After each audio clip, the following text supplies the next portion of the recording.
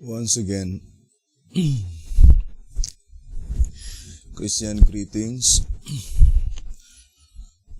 to all our valued listeners and viewers throughout the whole world,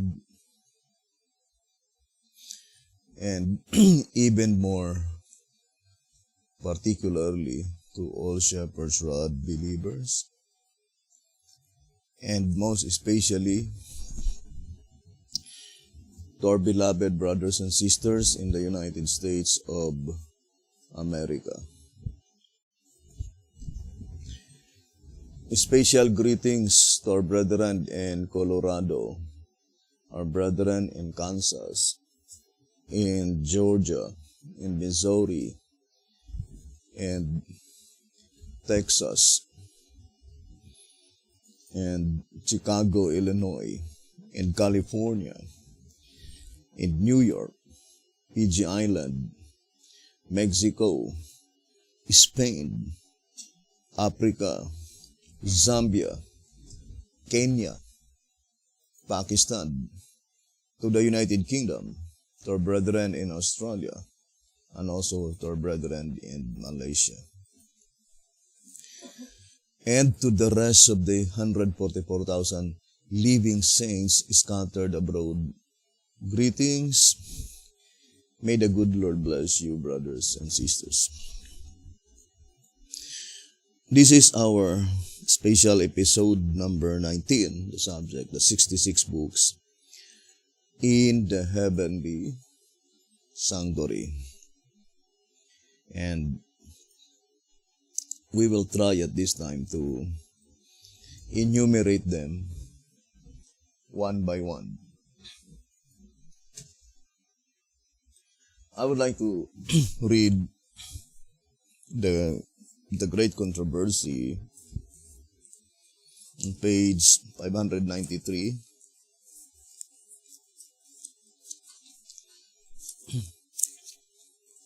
It says here,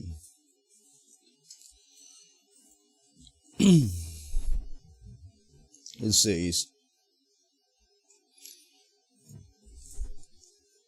they can honor him only as they have a right conception of his character, government, and purposes, and act in accordance with them.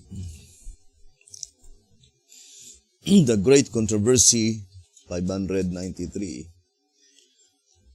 They can honor him only as they have a right conception of his character, right conception of his government, and right conception of God's purposes, and act in accordance with them. Remember, our God is a God of order. Here in 1 Corinthians chapter 14, verse 33, it says, "For God is not the author of confusion." So God is not the author of confusion. Because our God, He is a God of order.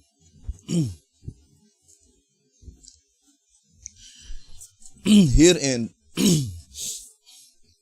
1SR, on page 41, 1SR page 41, it says, earthly nations and governments glory in the splendid order of their armies,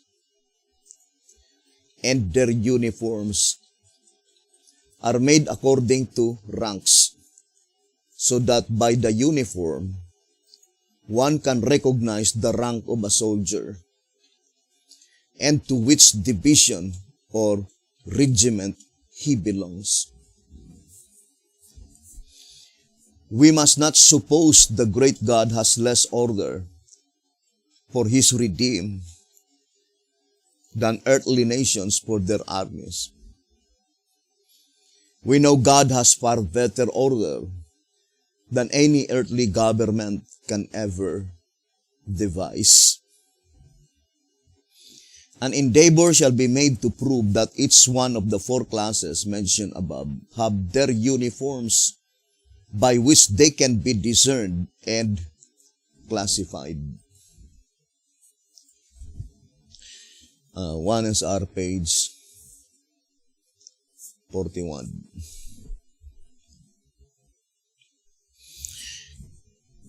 And I would like to read again the statement on the great controversy. 423. Great controversy. It says, the subject of the sanctuary,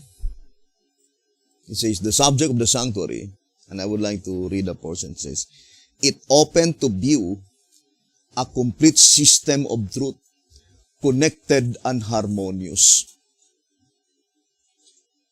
So the subject of the sanctuary opened to view a complete system of truth, connected and harmonious. Then it says, light from the sanctuary illumine the past, the present, and the future. So that statement, complete system of truth, that is pertaining to the plan of salvation, as stated in 2SR page 187, saying, in the sanctuary construction and service is revealed the plan of salvation. But there is a system or complete system of truth according to the voice of inspiration.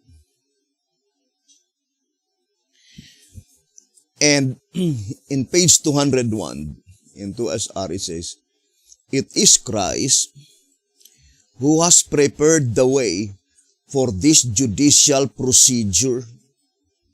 So there is judicial procedure. 2SR, page 201.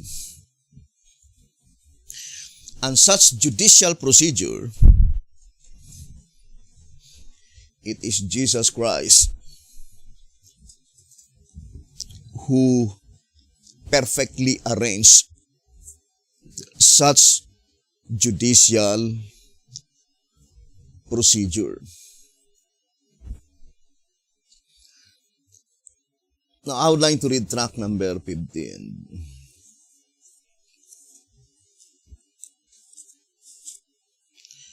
On page 18, track number 15, page 18, it says, although the proceedings of the first two sessions respects similar. Track number 15, page 18. And we know that the first two judicial sessions, the first judicial session is pertains to the dead, and the second judicial session is pertains to the living. And the shepherd's rod says that the first judicial session that pertains to the dead and the second judicial session that pertains to the living, somewhat similar, but there is just little differences. But majority, they were similar. So, we need to study those things that they were in similarity and those things by which they differ from one to the other. Because that is the statement on track number 15 on page 18. Now let us ever remember that the term judicial session, such proceedings, takes place in the most holy place. So I would like to read again 2SR 199. The arrangement. So there is arrangement, system, procedure. 2SR 199, it says, the arrangement and the scene as described by John proves that it is the judgment in session, for it is held in the Holy of Holies. So the statement, for it is held in the Holy of Holies, indicates that the term judicial session is applied only if it is held in the Holy of Holies. So, the term used in the proceedings in the holy place is judicial sitting. And since God is a God of order, according to track 15, page 76. Track 15, page 76. No, inspiration would not thus confuse its terms and still expect us to comprehend its teachings, to know how to interpret its symbols, and when to expect the actual events to take place. So, we need to segregate and distinctly separate every term used by inspiration. So the term judicial sitting, such proceeding, takes place in the holy place. But the term judicial session, such proceedings occurred in the most holy place. The same with the preposition. The preposition of, for example, judgment of the dead, that proceedings occurred in the most holy place. Judgment of the living, that proceedings occurred in the most holy place. But if the preposition used is for, judgment for the dead, judgment for the living, such proceedings occurred in the holy place. And the proceedings that occurred in the most holy place is blotting out of sins. 2SR 189. And also granting of rewards. And we'll be studying this time what does it mean by granting of rewards, which is pertaining to the bookwork transaction. And the proceedings in the holy place is blotting out of names, by which the holy place is a place for confession of sin. 2SR 187. The holy place is for confession of sin. We need to confess our sins while Jesus Christ is still in the holy place. And in track number 3, page 18, saying that Christ's mediatorial work begin first in the holy place, then in the most holy. And also, I need to remind that according to track number 5, 109, there are 3 classes of saints to be measured or to be judged. Where? In the holy place. By which such judicial proceedings is blotting out of names. And who are they? That is the temple, the altar, and the worshippers. The temple and the altar, according to track number 5, 109, are 2 inanimate objects. Track number 5, page 109. And they are represented, the temple are those who died under the 5 seals.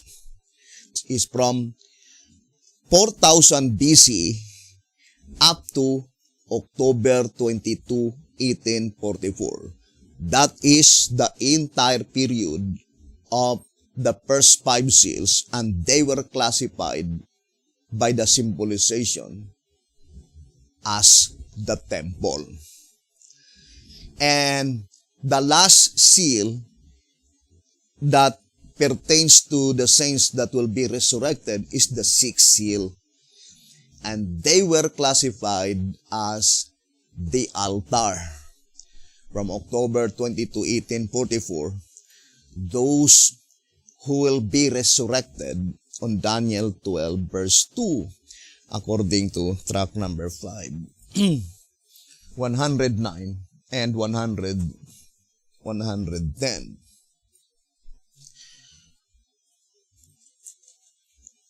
If I'm explaining, quote the entire paragraph. Track number 5, 109, and also track number 5, 110. Now, let us push forward, brothers and sisters, in our study. So, in this study,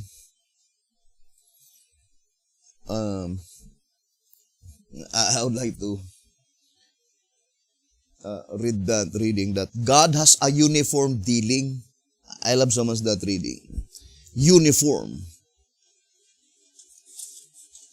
In 2 TG 10:25 it says that God in the time of the judgment and in accordance with His uniform dealing with the human family. So I would like to focus to the statement, uniform dealing with the human family in the time of the judgment. Now, brothers and sisters, there is a complete system of the plan of redemption that had been carried out in the heavenly sanctuary. And it was perfectly arranged by Jesus Christ. Now,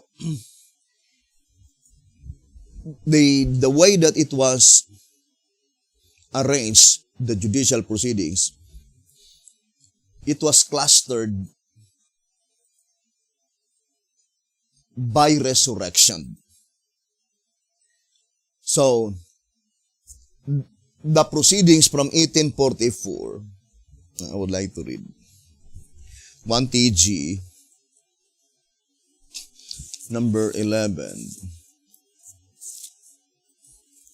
page 10.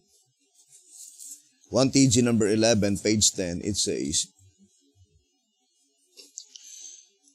let's read the statement.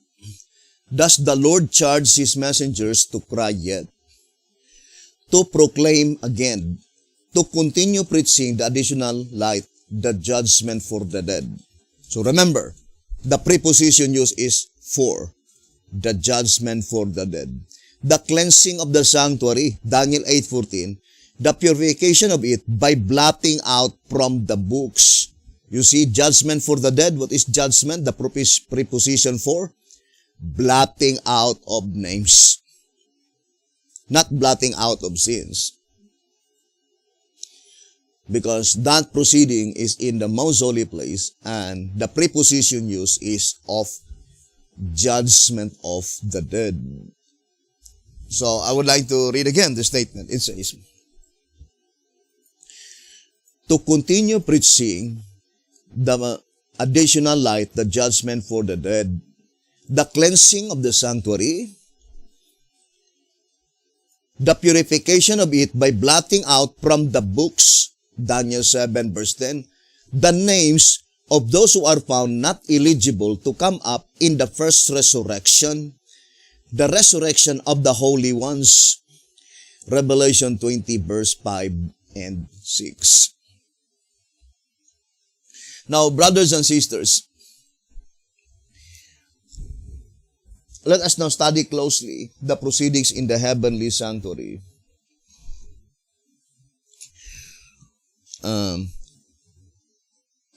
How God perfectly arranged such proceedings, clustered by resurrection.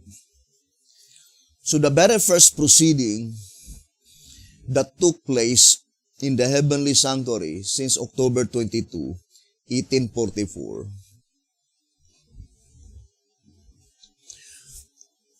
are those who will be resurrected at the second visible coming of Jesus Christ. And of course, since there are only 7 seals, brothers and sisters, there are only 7 seals. So, the 7 seals, such judicial proceedings that occurred in the heavenly sanctuary is clustered by Jesus Christ by resurrection. So the very first one, let us project first.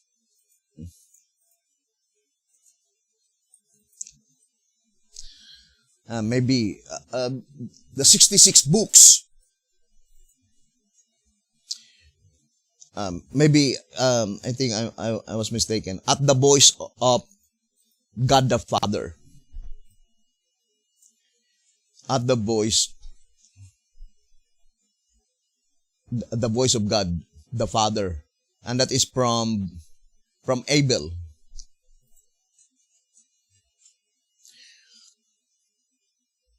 And put Revelation 20 verse 5, 6. 20 verse 5 and 6. Not these arrow pages. Revelation 20 verse 5 and 6. Now, let us distinctly separate the resurrection by the voice of God the Father and the resurrection by the voice of the Son of God. So, I will try my best that this subject will be clearly presented. Now, let us focus first to the proceedings from October 22, 1844 to May 19, 2011. That entire proceedings in the 2 apartments, holy place and most holy place, is intended to those who will be resurrected at the voice of God the Father, and that is from Abel. Revelation 20, verse 5 and 6. Now, brothers and sisters, in this study, we can easily discern, brothers and sisters, how God arranged the proceedings in the heavenly sanctuary, the entire proceedings. First, by resurrection, by which there is an absolute identification of its proceedings. So the very first proceedings, according to 1 TG number 11, page 6, let us read again the statement. 1 TG number 11 on page 8 rather. Page 10. 1 TG number 11, page 10. It says, "Thus the Lord charged his messengers to cry yet, to proclaim again, to continue preaching the additional light, the judgment for the dead, the cleansing of the sanctuary," Daniel 8:14, "the purification of it by blotting out from the books," Daniel 7 verse 10, "the names of those who are found not eligible to come up in the first resurrection, the resurrection of the holy ones." Then the quotation is Revelation 20 verse 5 and 6. Now here in White House Recruiter, let's read White House Recruiter.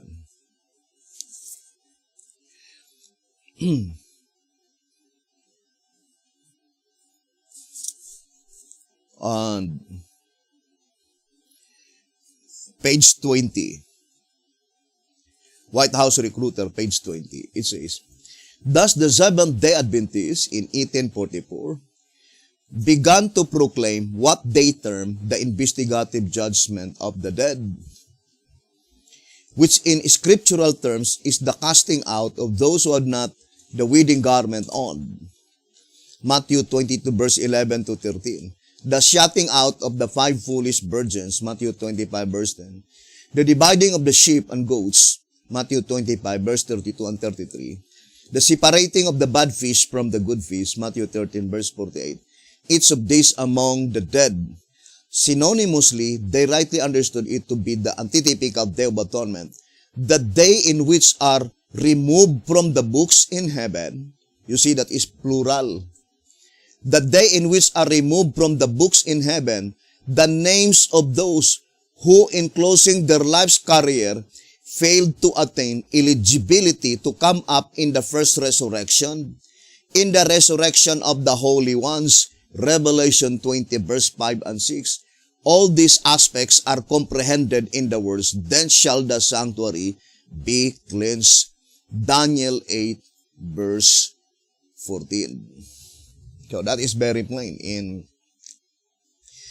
this reading in White House Recruiter on page 20. So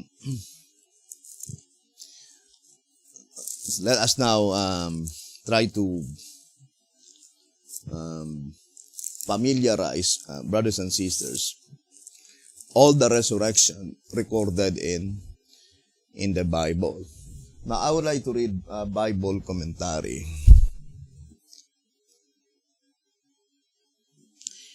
On 5 BC,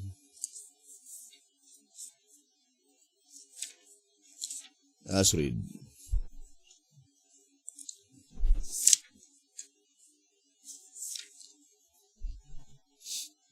Five BC, 11:10. It says, "In this scene of the resurrection of the Son of God," 5 BC 11:10.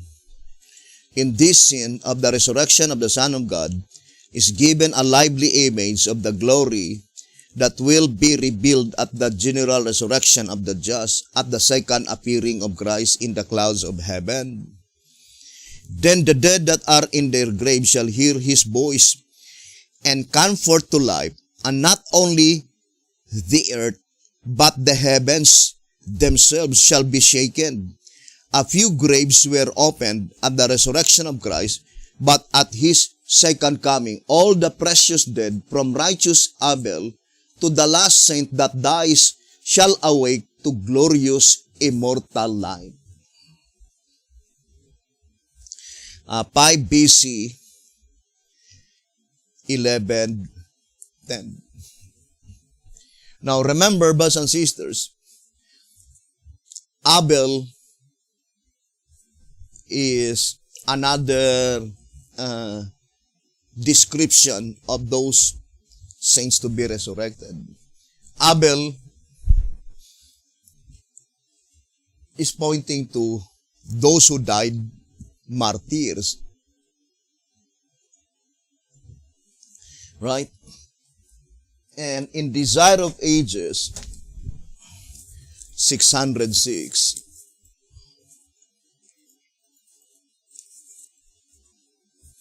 it says,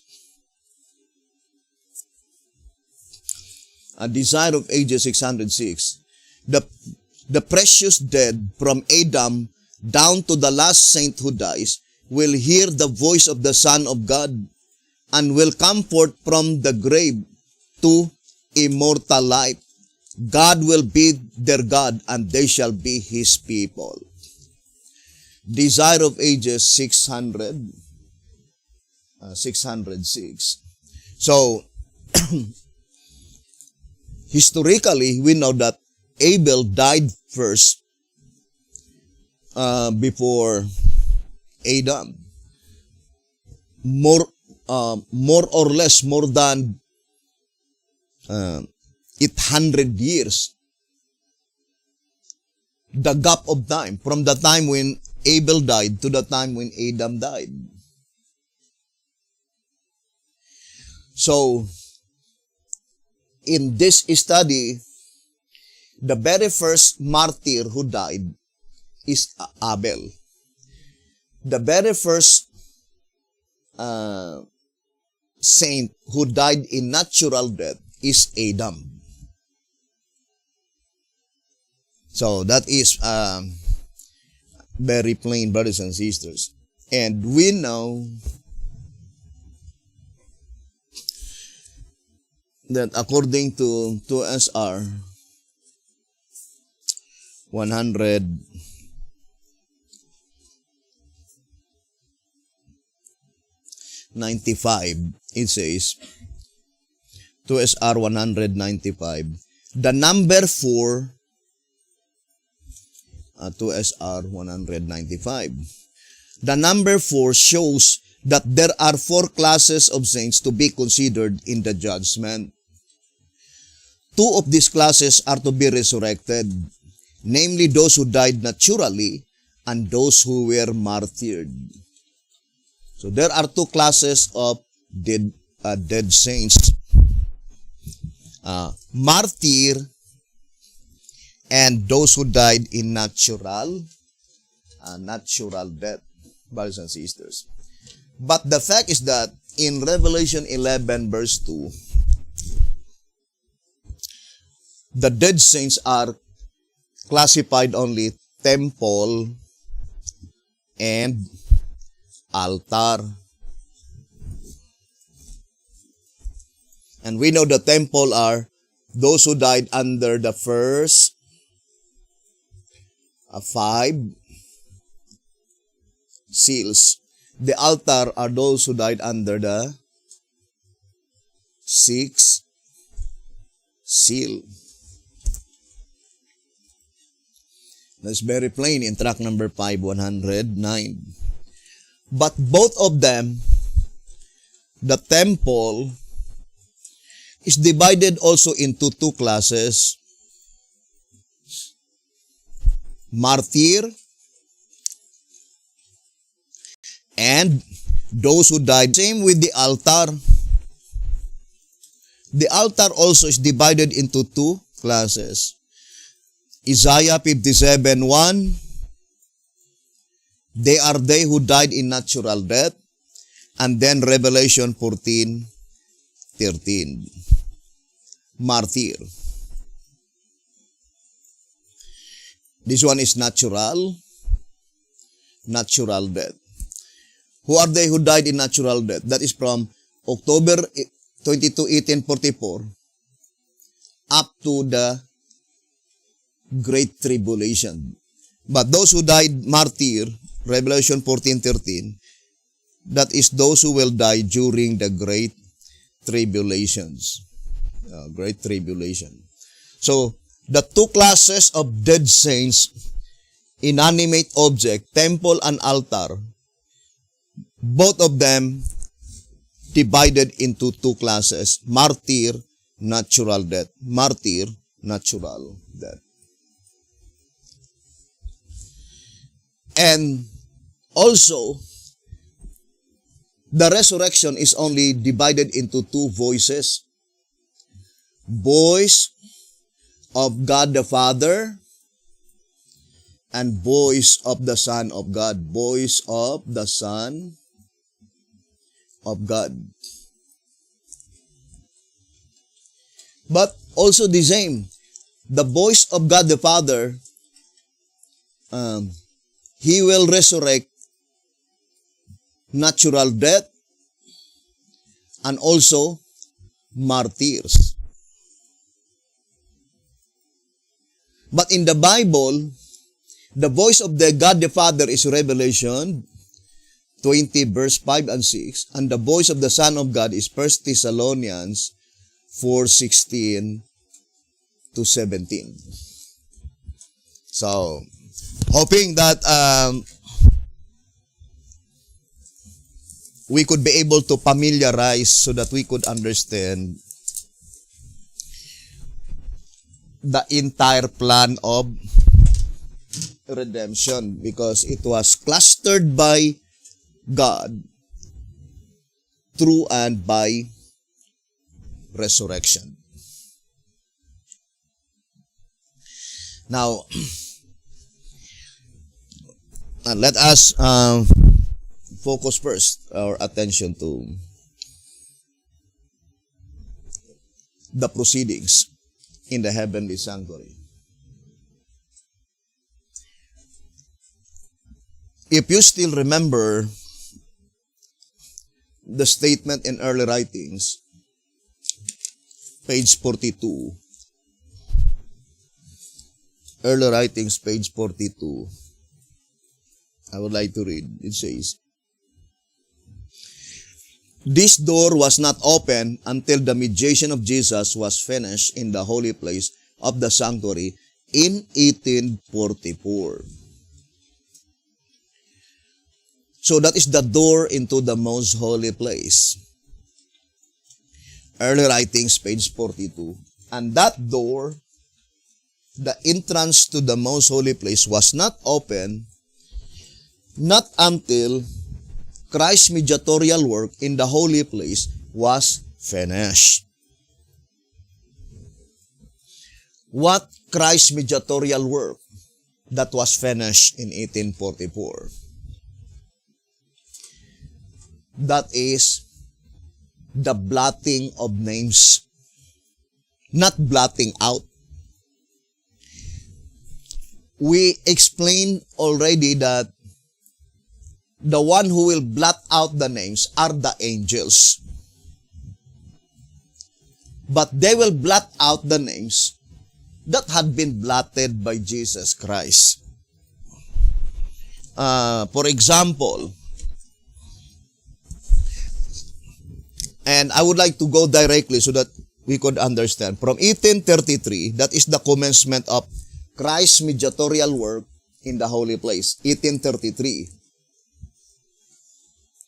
And it was finished in October 21, 1844.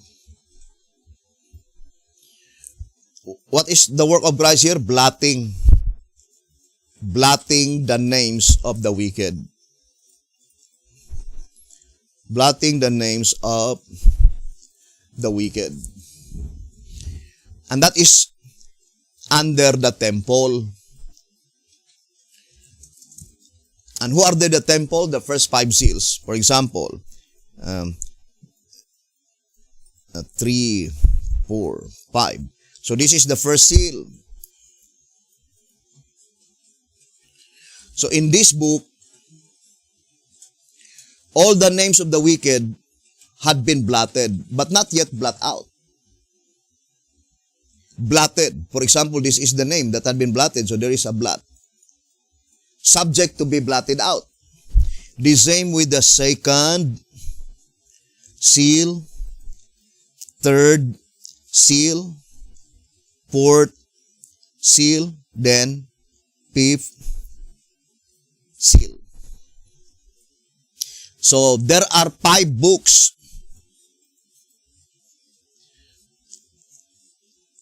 1, 2, 3, 4, 5.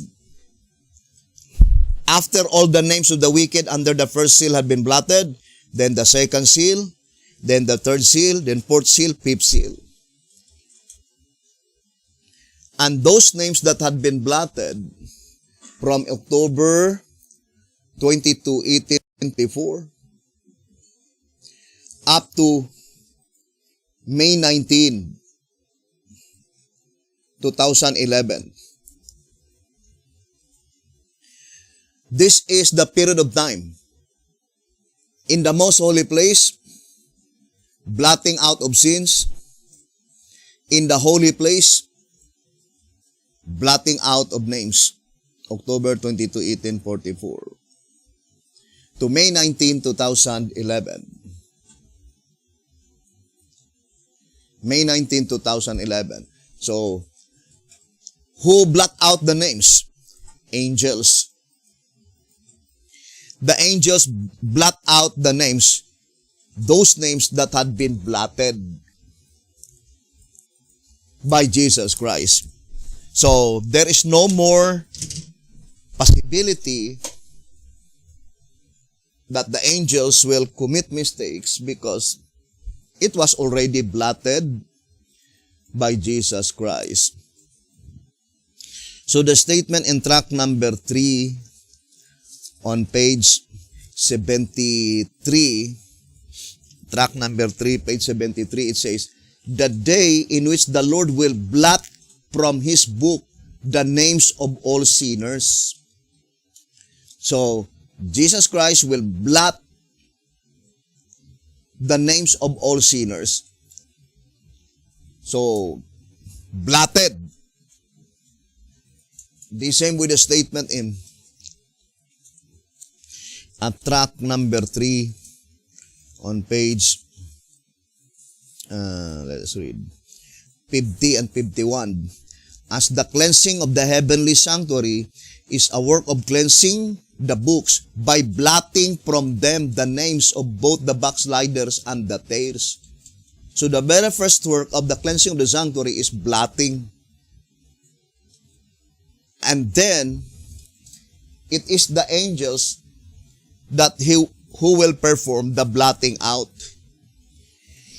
They will blot out all the names that had been blotted, because that names that had been blotted, they are the wicked.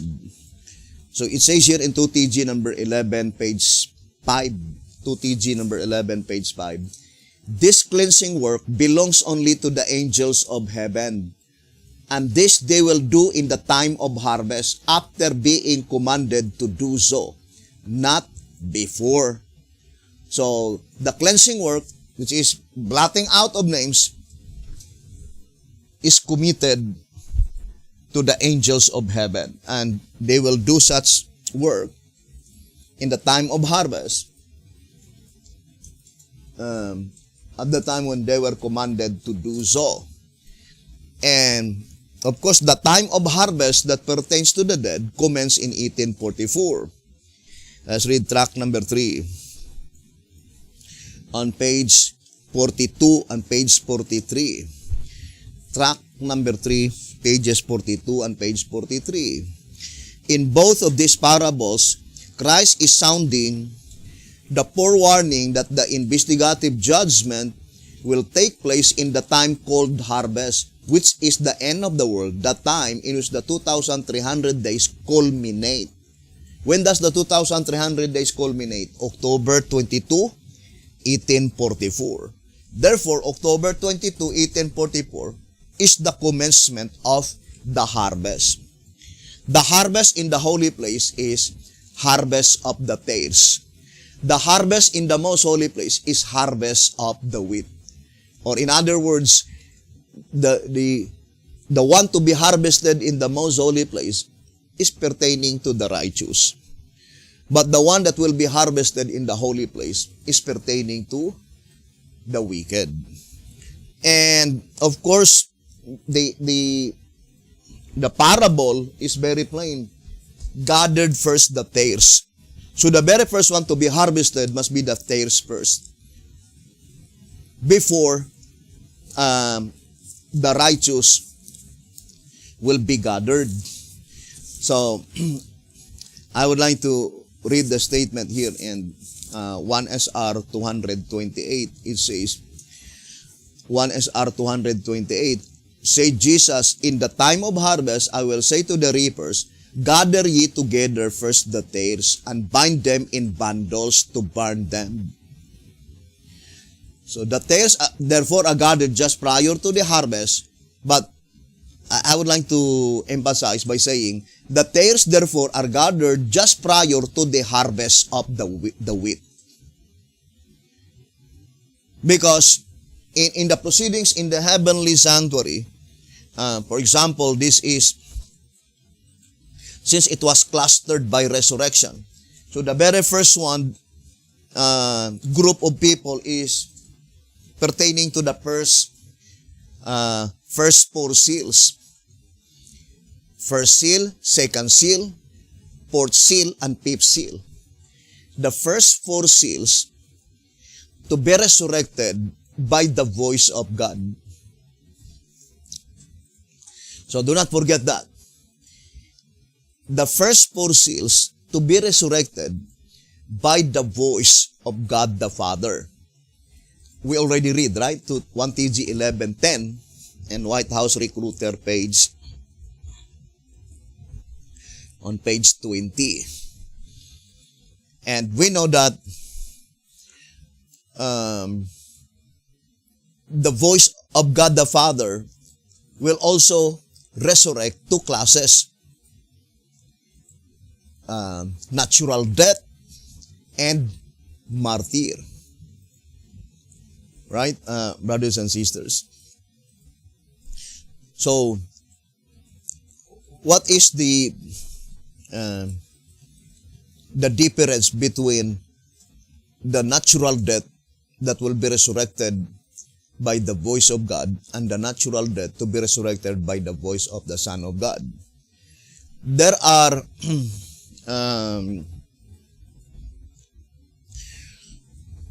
I would like to say, brothers and sisters, that there are two classes of dead saints, natural death, that had been mentioned in the voice of inspiration, that is, natural death, Adam and Moses. So, we need to distinctly separate, brothers and sisters, Adam and Moses. But before we go to a very complicated one, let us go first in general terms so that we could understand. So to repeat again, the first group, brothers and sisters, that passed the judicial proceedings in the heavenly sanctuary, that was from October 22, 1844 to May 19, 2011. They are those who died under the first four seals. And that is the first seal, the second seal, the fourth seal, and the fifth seal. So, first four seals. Who are they? They will be resurrected by the voice of God the Father. Revelation 20 verse 5 and verse 6. as quoted in 1TG number 11, page 10, and White House Recruiter on page 20. But I would like to explain first in the harvest that took place since 1844. The harvest that took place since 1844, according to the Bible, as explained by the shepherd's rod, that it is the tares that had been harvested first. So the term harvested, meaning their names had been removed. And that is the statement used by the shepherd's rod in White House Recruiter, page 20. It says, the day in which are removed from the books in heaven the names of those who in closing their life's career failed to attain eligibility to come up in the first resurrection, in the resurrection of the holy ones. Revelation 20 verse 5 and verse 6.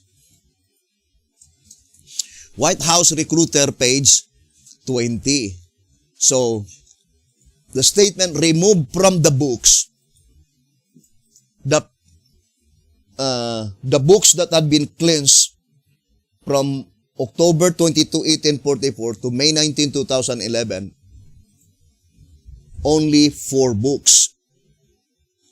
That is the first seal, the second seal, the fourth seal, and the fifth seal.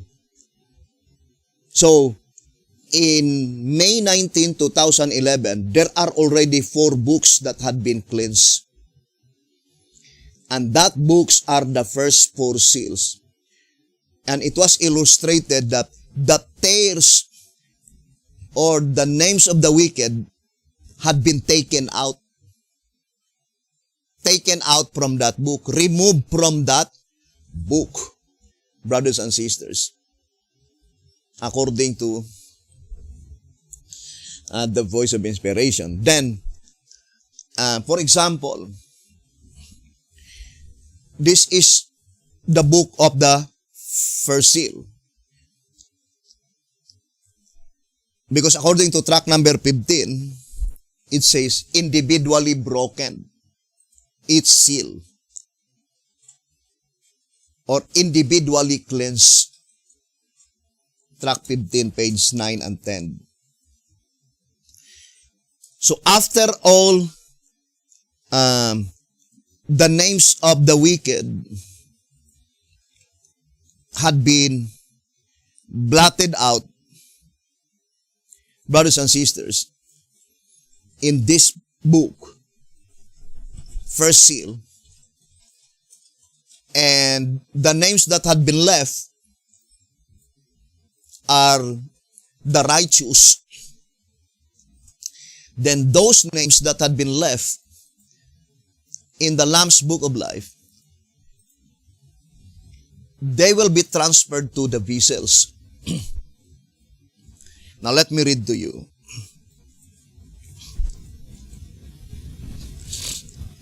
The old symbolic code.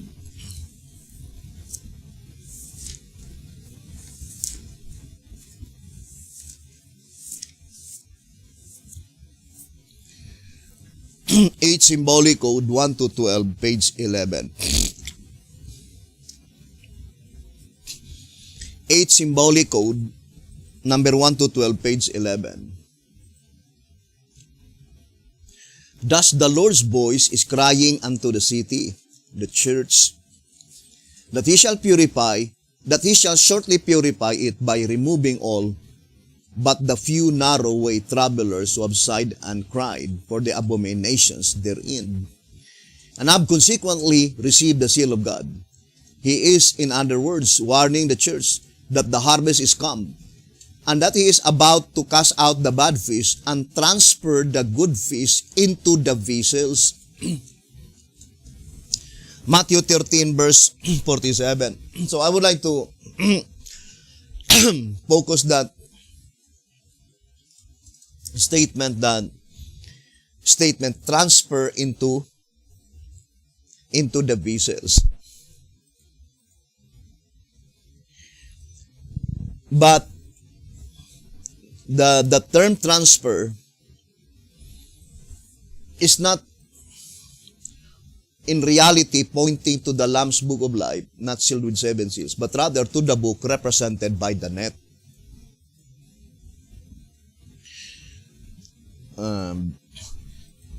What number in our 66 books? The book represented by the net. So, there is a book in the heavenly sanctuary represented by, where is that? Represented by the net. Okay. So, if you can see enumeration number 24, book represented by the net. So,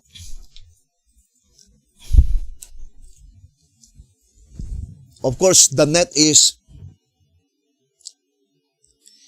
divided into 2 books.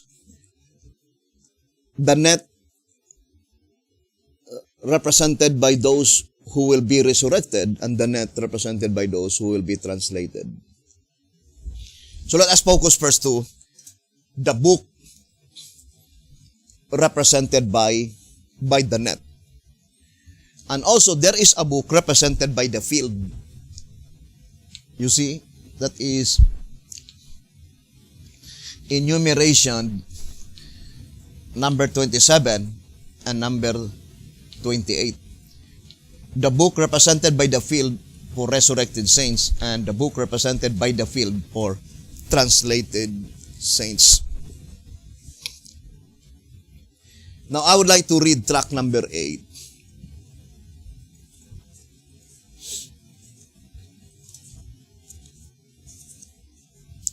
On page 92. Tract number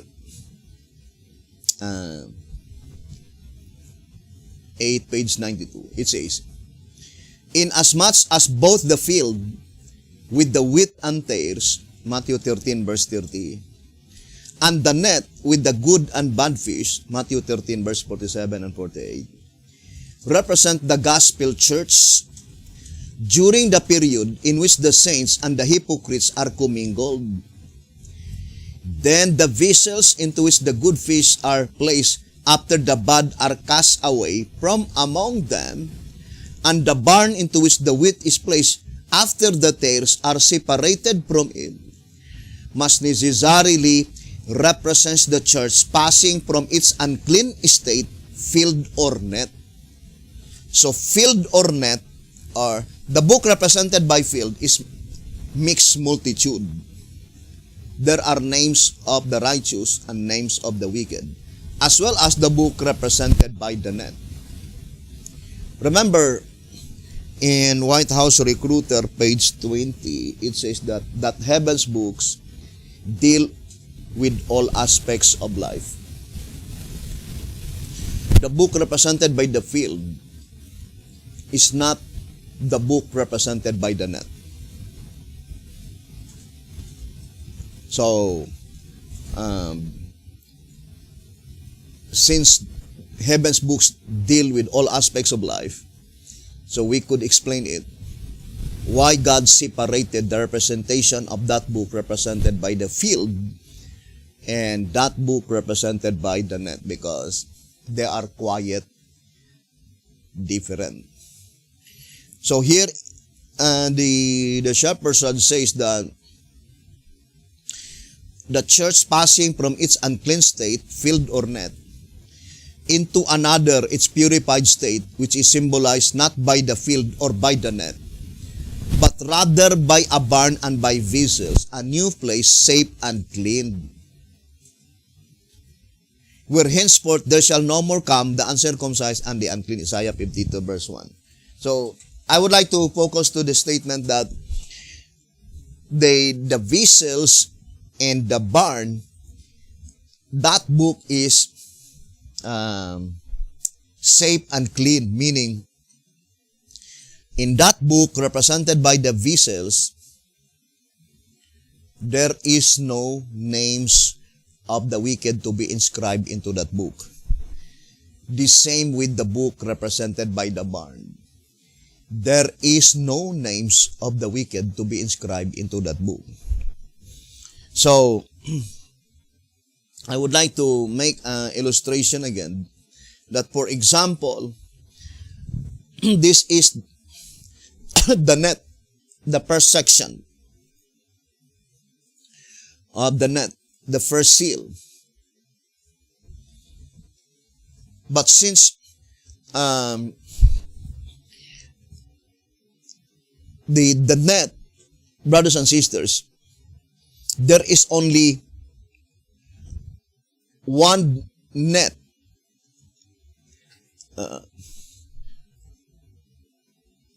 that is intended to the saints who will be resurrected and also to the saints that will be translated. I would like to read to you the statement here in the Old Symbolic Code.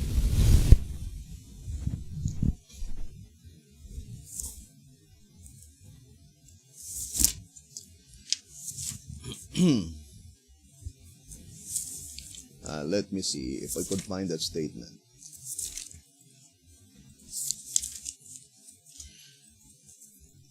Here, the shepherd's rod is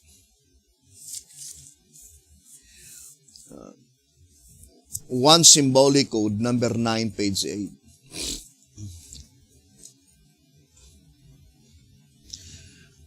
One symbolic code, number 9, page 8. It says,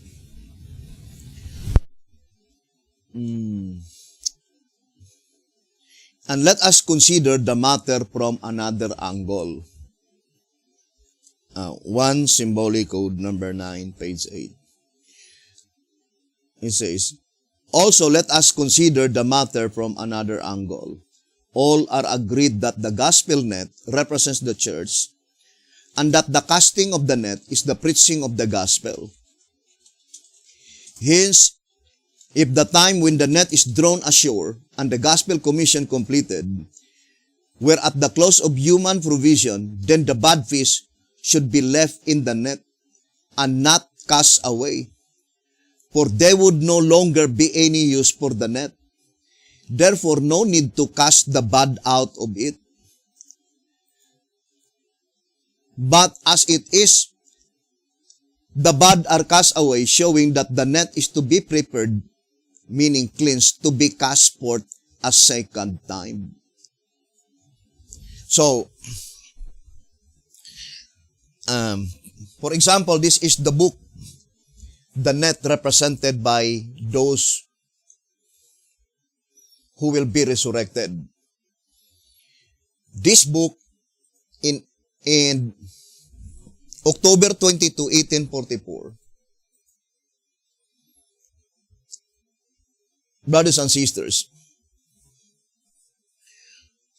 according to the voice of inspiration,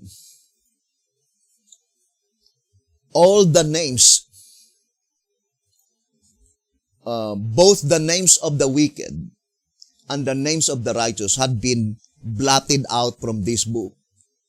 So this book were empty. All the names that had been inscribed, whose names that had been inscribed into this book, brothers and sisters, the first 5 seals. So, all humanity, only those that had been, those who accepted the gospel,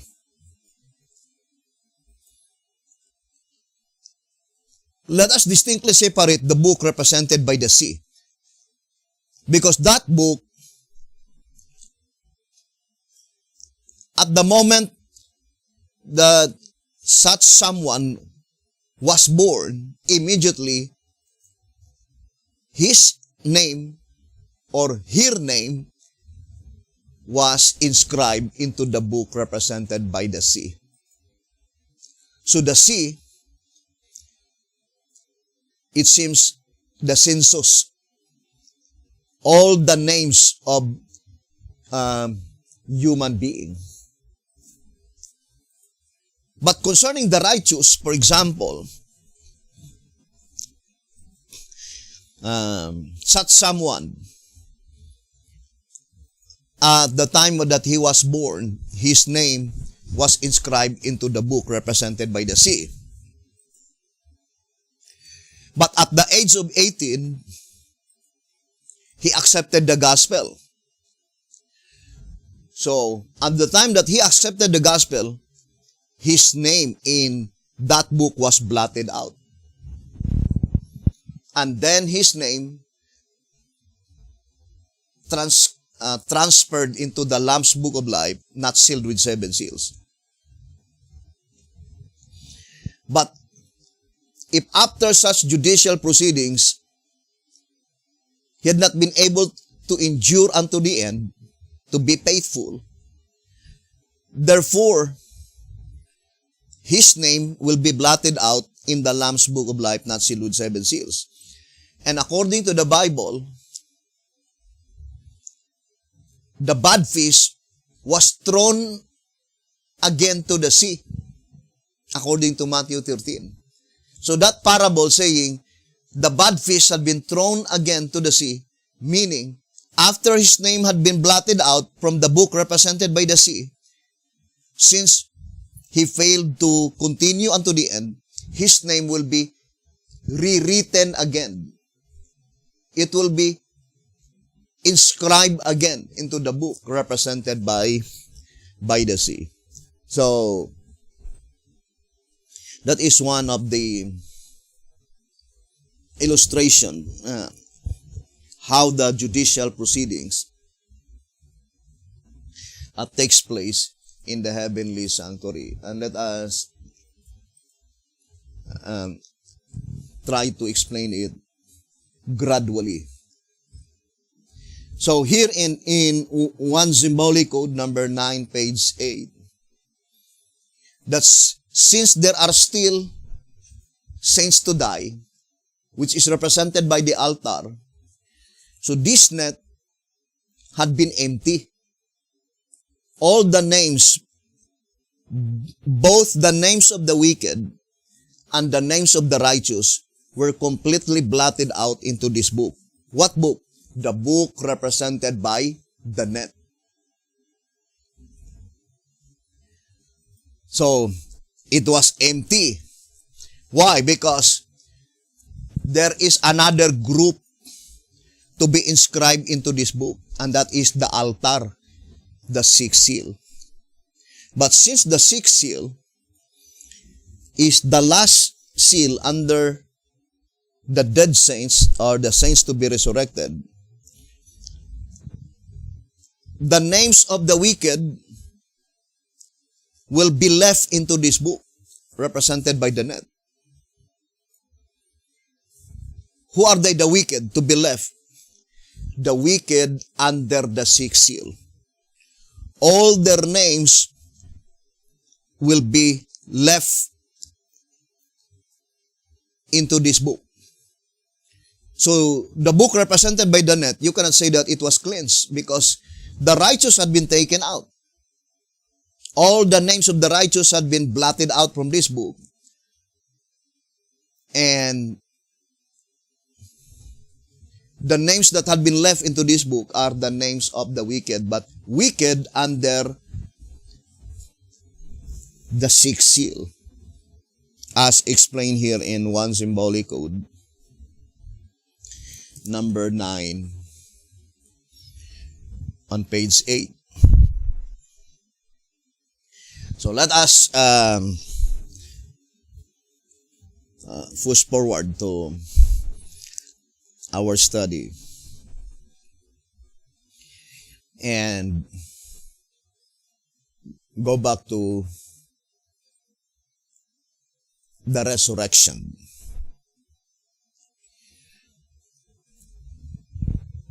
Now, I would like to read here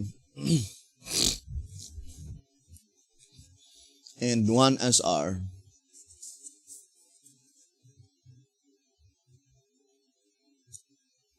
on page 41. It says, the 4 classes of the redeemed. It says, the ensuing study is given to prove that the great multitude of Revelation 7 verse 9 are living saints, who with the 144,000 are to be translated at the second coming of Christ. All the saved in the history of the world, from righteous Abel to the close of provision, are divided into 4 great separate and distinct classes as follows. Number 1, the 144,000 of Revelation 7, namely the 12 tribes of Israel of the promise, a special company with a special experience. Class number 2, that translated at the coming of Christ in the clouds, the great multitude of Revelation 7 verse 9. Class number 3, the millions of all ages who were martyred for their faith. Then class number 4, those who were once zealous in the cause of Satan, but who plucked as brands from the burning, have followed their Savior with deep, intense devotion. Great Controversy, page 665. So, in that reading, brothers and sisters, according to the voice of inspiration, the 4 classes of redeemed, 2 of them are resurrected to SR 195, and 2 of them are translated. And the resurrected, according to 2SR 195, divided into 2, martyrs and those who died in natural death. But in Revelation 11 verse 1, the 2 classes of dead saints is divided into 2 inanimate objects, temple and altar. And we already explained that to harmonize those passages, we can easily discern that both the temple and the altar, there are those who died natural death, and there are those who died martyrs. But in the altar, those who died natural death are those who died under Isaiah 57:1. They died before the evil time, as stated in that verse, Isaiah 57:1. And the evil time is the great tribulation. And those who will die martyrs are those who will die, Revelation 14:13, during the great tribulation. And the fulfillment of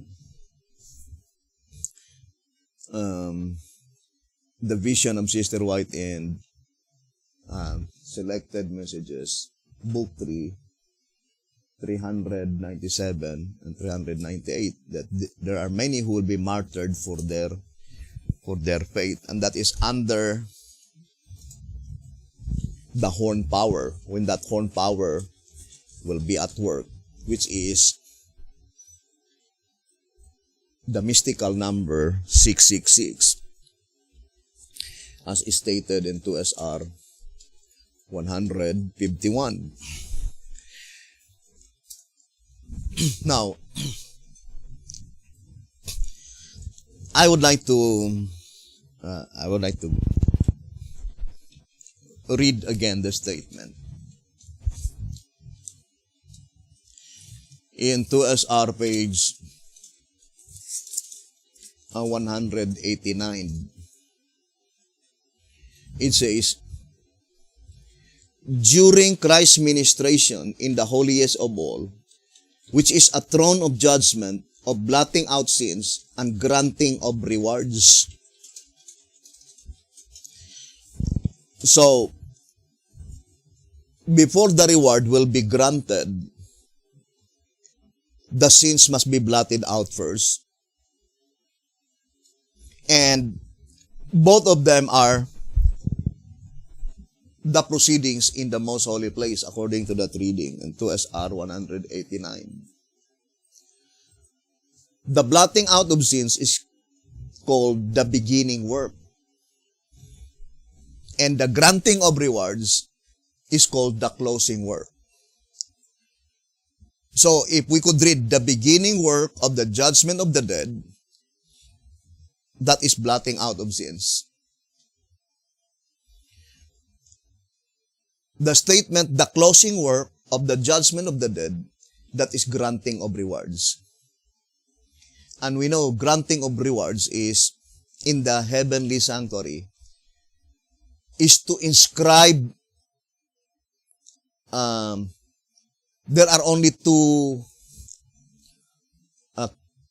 ways by which the reward will be granted. That is, by resurrection and by translation. But the actual granting of rewards will take place after the book work. So that statement in answerer number 5, page 30.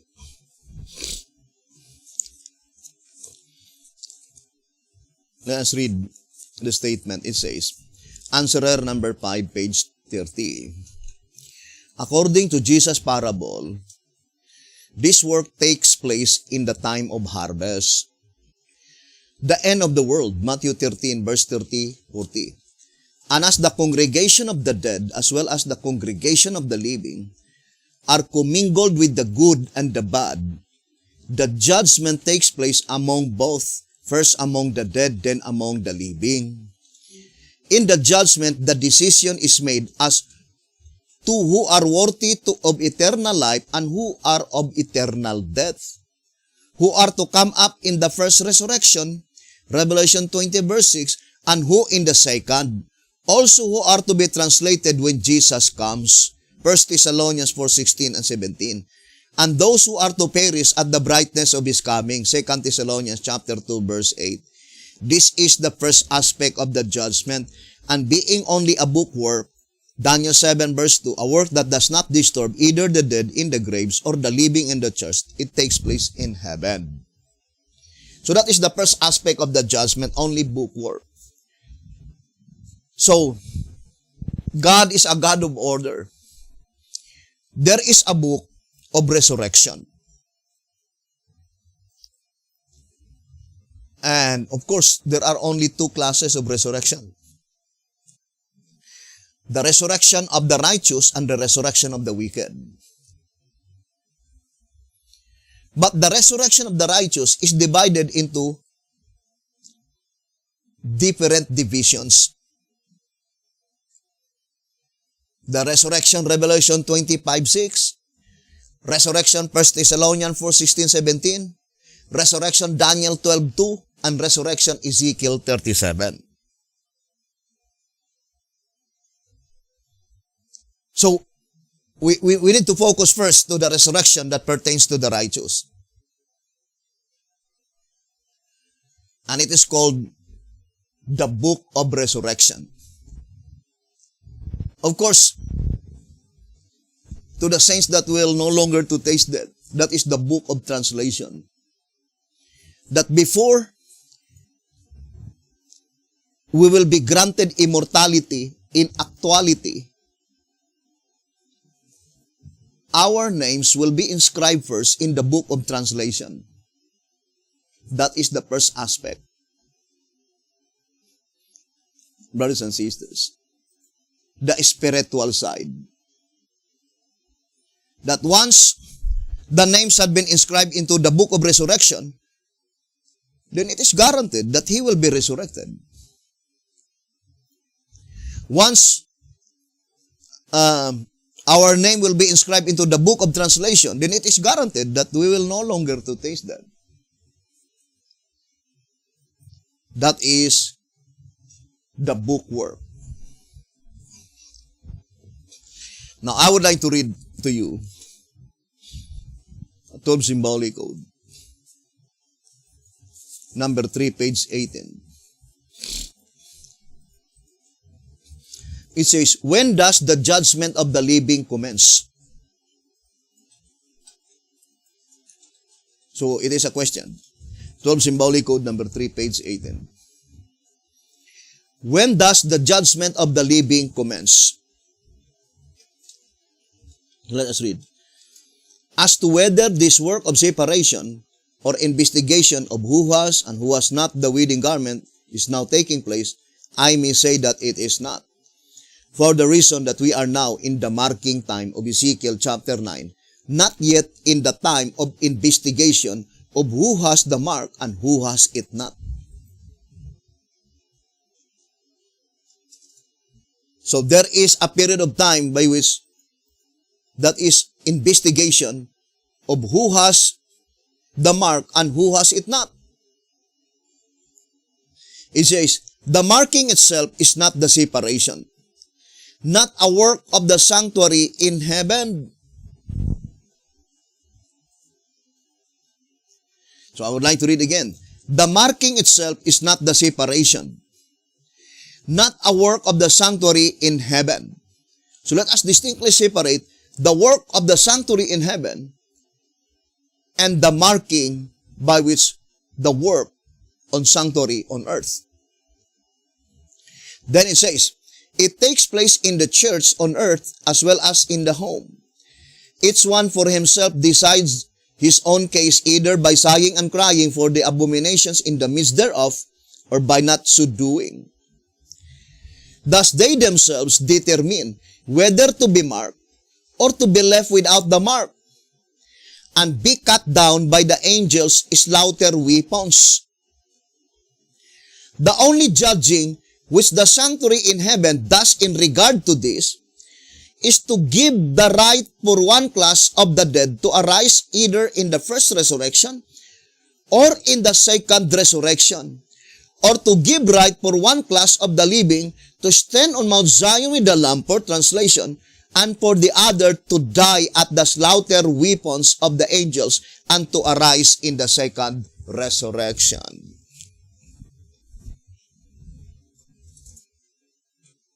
Remember, the subject is, when does the judgment of the living commence?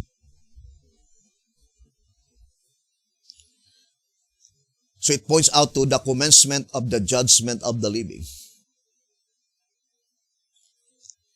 So, in the commencement of the judgment of the living, the statement says, the only judging which the sanctuary in heaven does in regard to this, of course, the statement, the only judging, there is no other.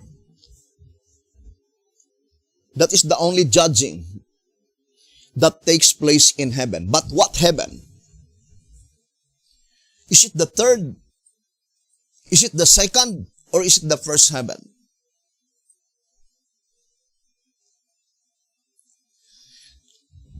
So, let us read again the statement. The only judging which the sanctuary in heaven does in regard to this is to give the right for one class of the dead to arise either in the first resurrection. But it is already judgment of the living. So let us distinctly separate the general resurrection, which is Revelation 20 verse 5 and 6, and the general resurrection, which is 1 Thessalonians 4:16 and 17. Because Revelation 20 verse 5 and 6, that is the voice of God the Father. But 1 Thessalonians 4:16 and 17, that is the voice of the Son of the living God.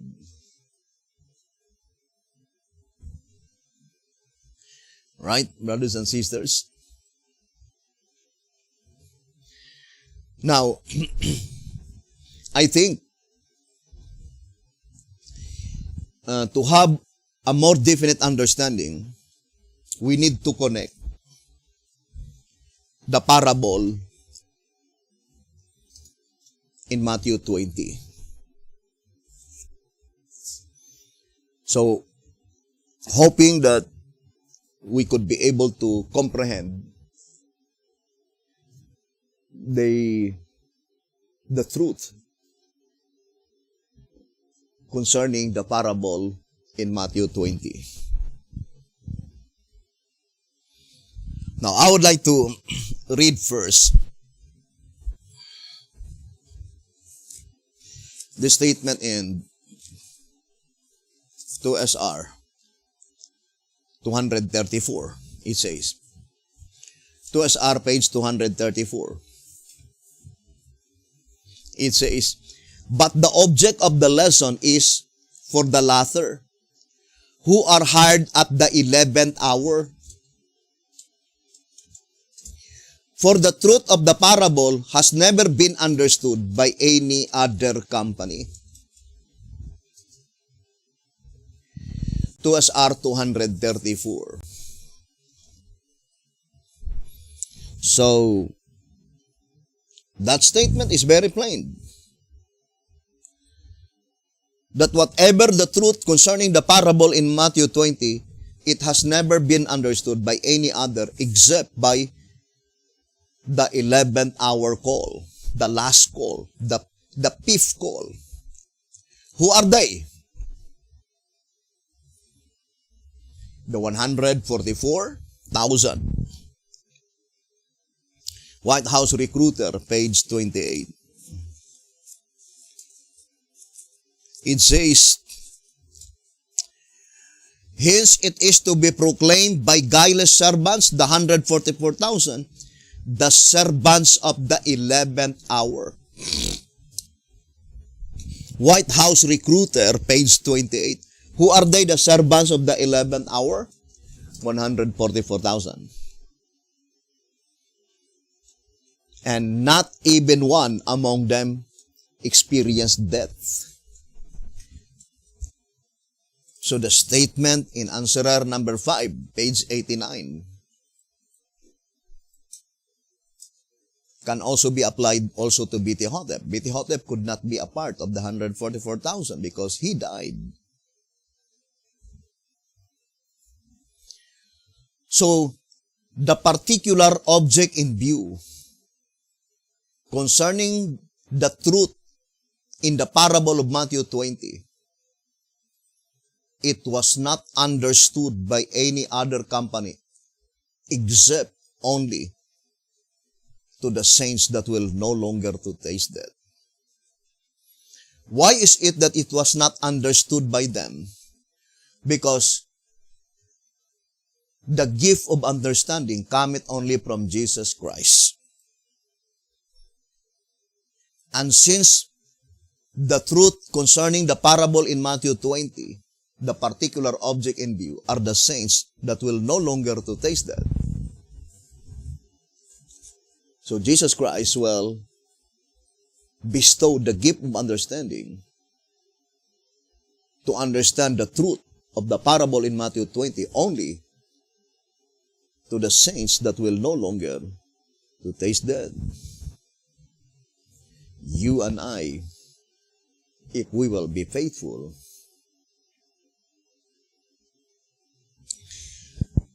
now, let us read the statement here in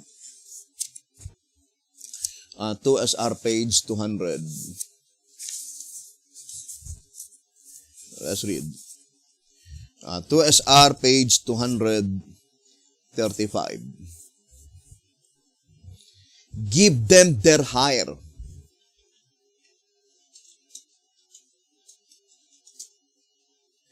Remember, brothers and sisters, the parable of Jesus Christ is very plain. I would like to read in Matthew 20.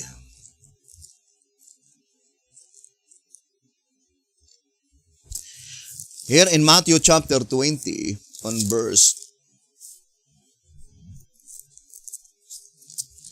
Matthew 20 verse 8. So when even was come, the Lord of the vineyard said unto his steward, call the laborers and give them their hire, beginning from the last unto the first.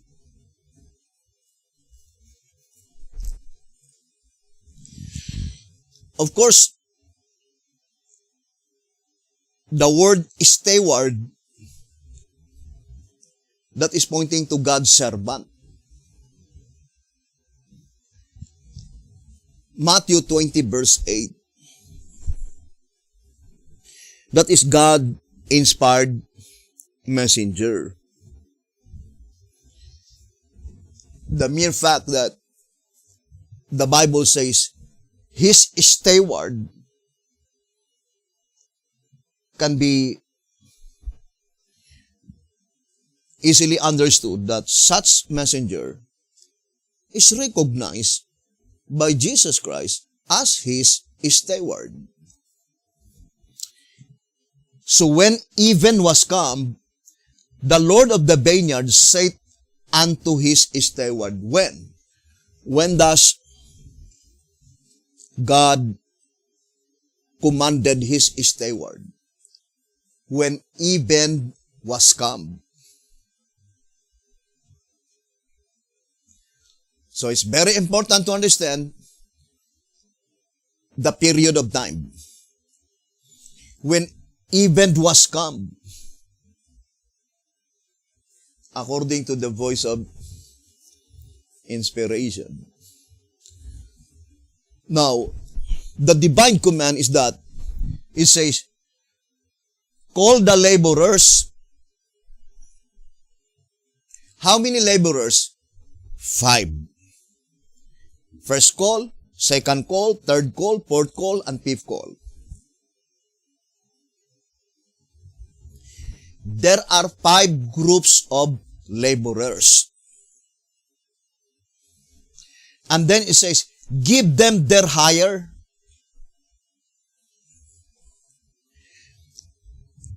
What is the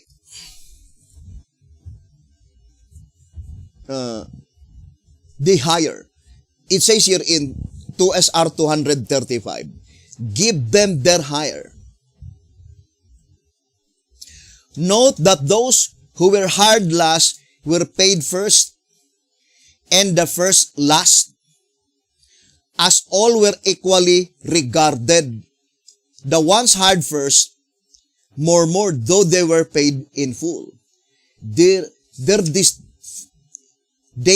act denotes that the Jewish nation was unworthy of their hire. And the good man said unto them, take that thine is, and go thy way. As ancient Israel is represented by the first call, as previously explained to them, the words apply, and as they were the ones who murmured, it proves the parable correct. Why were the first paid last and the last first? Answer. The pay God's servants receive is eternal life and is characterized by the penny. Now in the parable it says, give them their hire. What is their hire? 1 penny. All of them, the reward is 1 penny. And the penny indicates everlasting life, eternal life.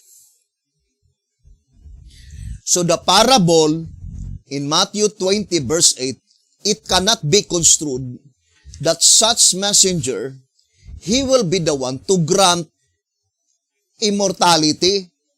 He will be the one to grant eternal life, because that would be contradictory to the Bible, to the entire Bible, as well as the Spirit prophecy or the Shepherd's Rod publications. So the significance of the parable in Matthew 20 verse 8, when God commanded his steward to call all the laborers to give them their hire, can only be understood that such messenger, such inspired servant, God gave unto him the complete information.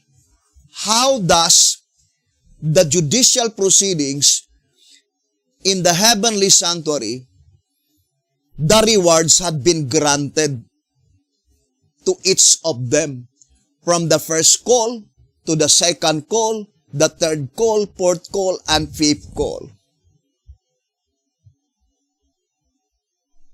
Now, I would like to connect first to track number 8.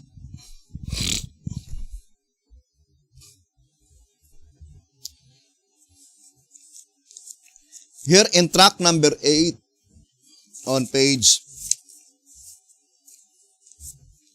29 and page 30, it says, also there are two distinct parables of the talents.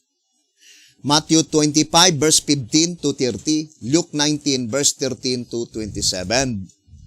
Both of which pointedly enter the picture in its present sitting.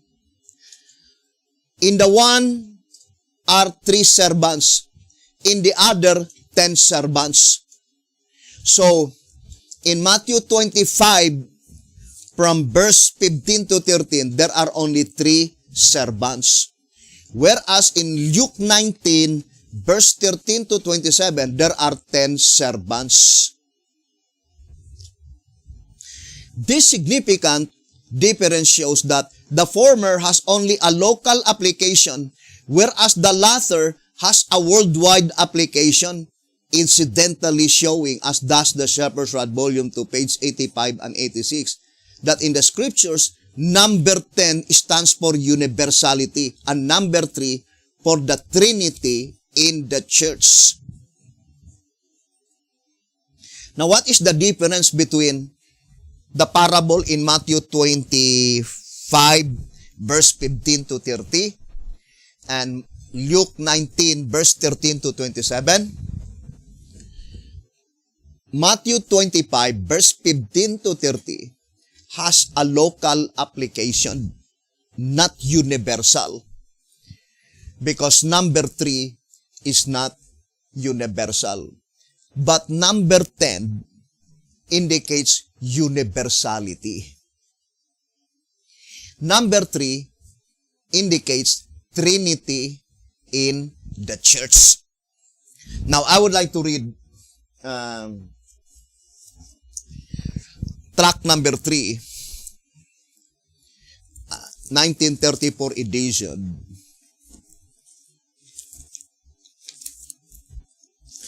Here on page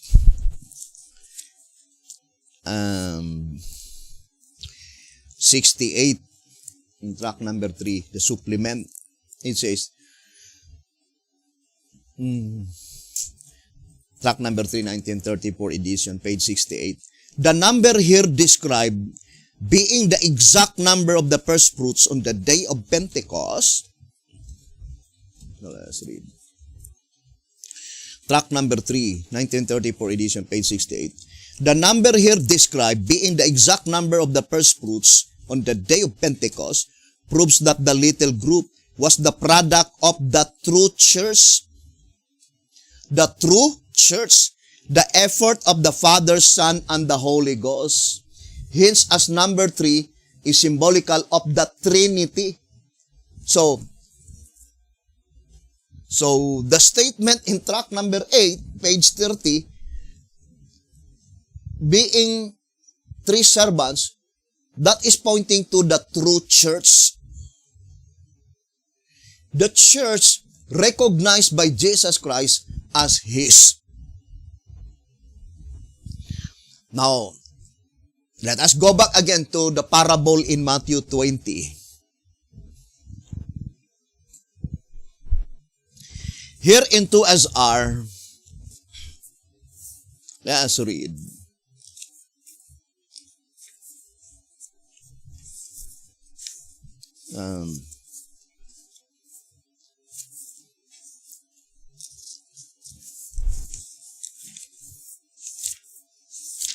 To SR page 236 and 237.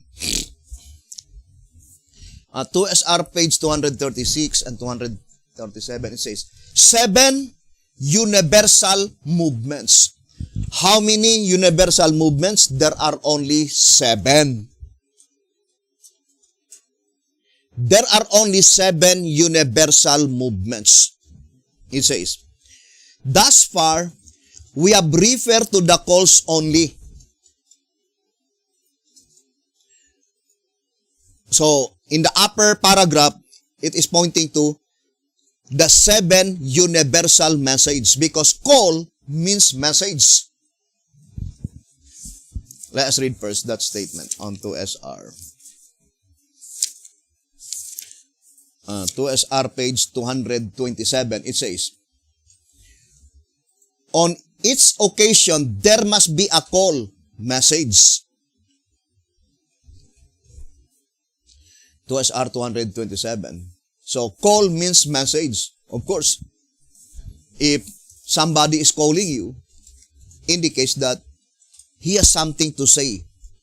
That is the reason that he is calling you. So, that is a calling from God, meaning there must be a message entrusted by God.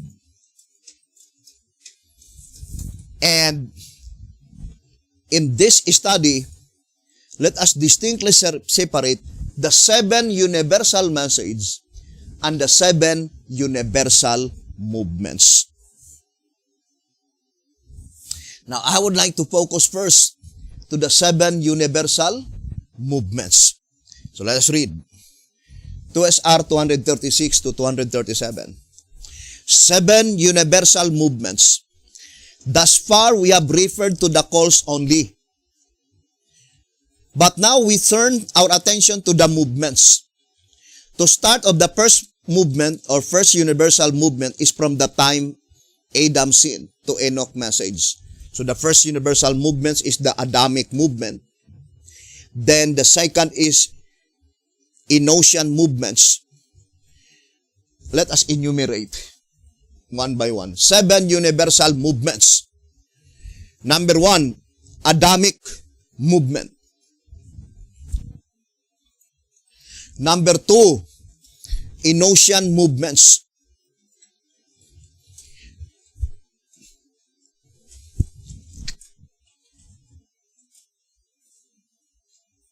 Seven universal movements. Where is the word 7 universal movements? 7 universal movements. Number 1, Adamic movement. Number 2, Enochian movement. Number 3, Noahian movement. Number 4, Mosaic movement. Then number 5, Millerites movement. Then number 7, Laodicean movement.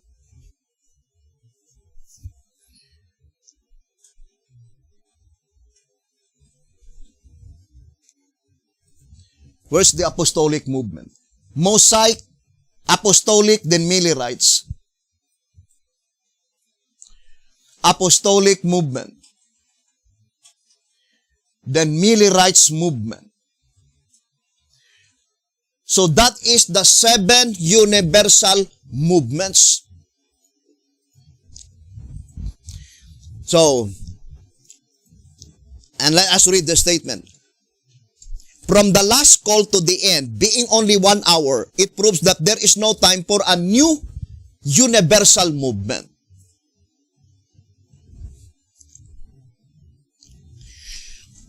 Let us go back to the statement, 2SR 236 and 237.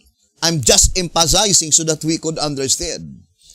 Brothers and sisters, the new movement mentioned here is new universal movement. The 11th hour movement is not a universal movement. So let's read 2SR 236, 237. From the last call to the end, being only 1 hour, it proves that there is no time for a new movement. What movement? No time for a new universal movement. And a new movement would throw the number 7 out of its significance. Therefore, the old movement must be purified and marched on.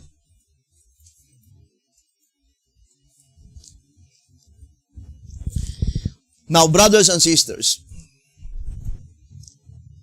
we know Laodicean is divided into two sections. Typical and antitypical. Who are they, the typical Laodiceans? What does it mean by the word Laodicea? Answerer number 1, page 18. Answerer number 1, page 11 rather. Two compound Greek words, lau and dikip, meaning people declaring judgment. But the Seventh-day Adventist Church, they are declaring the judgment that pertains to the dead. We read several times, right? 3 Symbolic Code, number 2, page 3. And they were called typical Laodicean. Let's read Old Symbolic Code. It says, 3 Symbolic Code, number 2, page 11. 3 Symbolic Code, number 2, page 11. The fact that most Seventh-day Adventists refuse to investigate and are satisfied that they have all the truth and have need of nothing is further proof that they need the message and that they are typical Laodiceans. If the Seventh-day Adventist Church is typical Laodiceans, God's law of type, it says, if there is type, there must be antitype. Tract number 9, page 72. It says, God's law of type, that where there is type, there must also be antitype. Now, there is typical Laodiceans. There must be also antitypical Laodicea. Because that is God's law of type. Of course, the antitypical Laodicea must be the people declaring the judgment that pertains to the living. And there is no people under the sun declaring the judgment that pertains to the living except the Davidian. But the fact is, they were a universal movement. It is undeniable fact. Brothers and sisters, even they themselves can testify that they were universal movement. Brothers and sisters, Christ's illustrations are perfect, right? Tract number 3, page 65. As God is infallible, His works spell perfection, even to one jot or one tittle. And 1 SR, page 232. So while number 10 indicates symbolization of universality, it is also pointing to literal number 10. And we know that they have established organization, more than 10 nations, because they were universal movement. So Luke 19, verse 13 to 27, represent typical Laodicean and antitypical Laodicea, by which both of them are universal movement. And only in Luke 19, you can read the statement, we don't want this man to reign over us. Not in Matthew 25. I would like to repeat again. Tract number 8, page 29 and 30. Mediatorial says the parable in Matthew 25, 15 to 30, and the parable in Luke 19, verse 13 to 27, has a different setting, pointing to two different people. Matthew 25, verse 13 to 30, or verse 15 to 30, there are only 3 servants. Why? Represent the Trinity in the church. Local. Represent the true church. That is the 11th hour church. Therefore, it was predicted beforehand that when God would raise up the last call, represented by the 11th hour, they were not universal movement. The mere fact that the Bereans are universal movements, they are not the 11th hour church, but rather represented by Luke 19, verse 13 to 27. The typical Laodicean, they reject antitypical Elijah, John the Baptist. The antitypical Laodicea, they reject antitypical Elijah the Tishbite. Both of them declared, we don't want these men to reign over us. Study deeply the Bible as explained by the shepherd's rod. Now, I would like to read Matthew 25.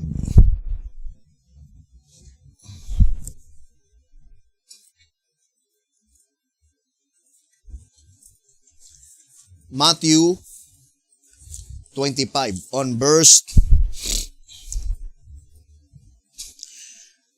I would like to go directly to verse 28. So Matthew 25 verse 28. It says, take therefore the talent from him and give it unto him which has 10 talents. So how many talents all in all? This servant in Matthew 25 verse 15 to 30. 11. 1 plus 10 equals 11. So this church, the true church of God, there are 11 talents. There are 11 talents entrusted by God into that church. The true church. The Trinity in the church. Now let us read the commentary in 2TG, quoting Matthew 25. 2TG 11, 14, and 15. 2TG number 11, pages 14 and 15. It says Matthew 25, verse 14 to 30. So I will no longer read. The parable quoted is Matthew 25, verse 14 to 30. Then this is the commentary given on page 15. The talents in this parable represents the Lord's goods. His timely messages for the people. What is the talents? The Lord's goods. His timely messages. But there are 11 talents. So, what does it mean 11 talents? That is pertaining to the entire proceedings in the heavenly sanctuary. So, let us enumerate one by one, brothers and sisters, the 11 talents. So, here, October 22, 1844 to May 19, 2011, it is first 4 seals. First 4 seals. So how many talents? They understood the proceeding of the first seal, second seal, fourth seal, fifth seal. So there are 4 talents.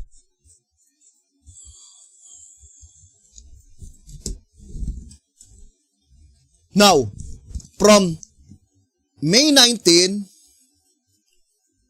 2011 to this coming Day of Atonement, March 27, 2021. Brothers and sisters, the proceedings of the 5 distinct calls or the proceedings from this period of time are the proceedings of the 5 distinct calls in Matthew 20. So we have 1, 2, 3, 4, 5. Who are they the first call? Ezekiel 37. Those will be resurrected in Ezekiel 37. So, that is pointing to the first Exodus. What is the second call? Apostolic. What is the third call? Millerites. What is the fourth call? The altar. What is the fifth call? The worshippers. You see, brothers and sisters? So we have already 4, then we have 5 plus 5 equals 9. How many talents? 11 talents. Now, the proceedings from 1833 to 1844. So there is 1 talent here. Then, 1 plus 4 plus 5 equals 10. Then added 1 talent, 11. What is the other talent? The proceedings of the great multitude which no man could number. 11 talents all in all. From 1833 up to 2024, the entire proceedings in the heavenly sanctuary. It was bestowed by God to the last servant. The servant in Matthew 20, verse 8. Brothers and sisters, so the statement that God commanded the servant to give them their hire can only be understood that God bestowed unto him the complete understanding, the full information, the entire proceedings in the heavenly sanctuary, by which that is the complete unfoldment of the book of Revelation. Because we read several times in track 15, page 13, it says, both seers distinctly declare that the event which they saw was the judgment. The difference between the two scenes is that Daniel was led to look into the sanctuary while preparations were being made for the judgment to convene, whereas John was led to look into the sanctuary after the judgment had been set up. In fact, John not only saw the judgment in progress, but he saw the whole proceeding from start to finish. So if John the Beloved been able to see the entire proceedings in the heavenly sanctuary from start to finish, therefore the Revelation is a complete unfoldment of the entire proceedings in the heavenly sanctuary. And the promise was in 2 TG 12:30, the revelation, therefore, is to be more fully understood during the judgment of the living.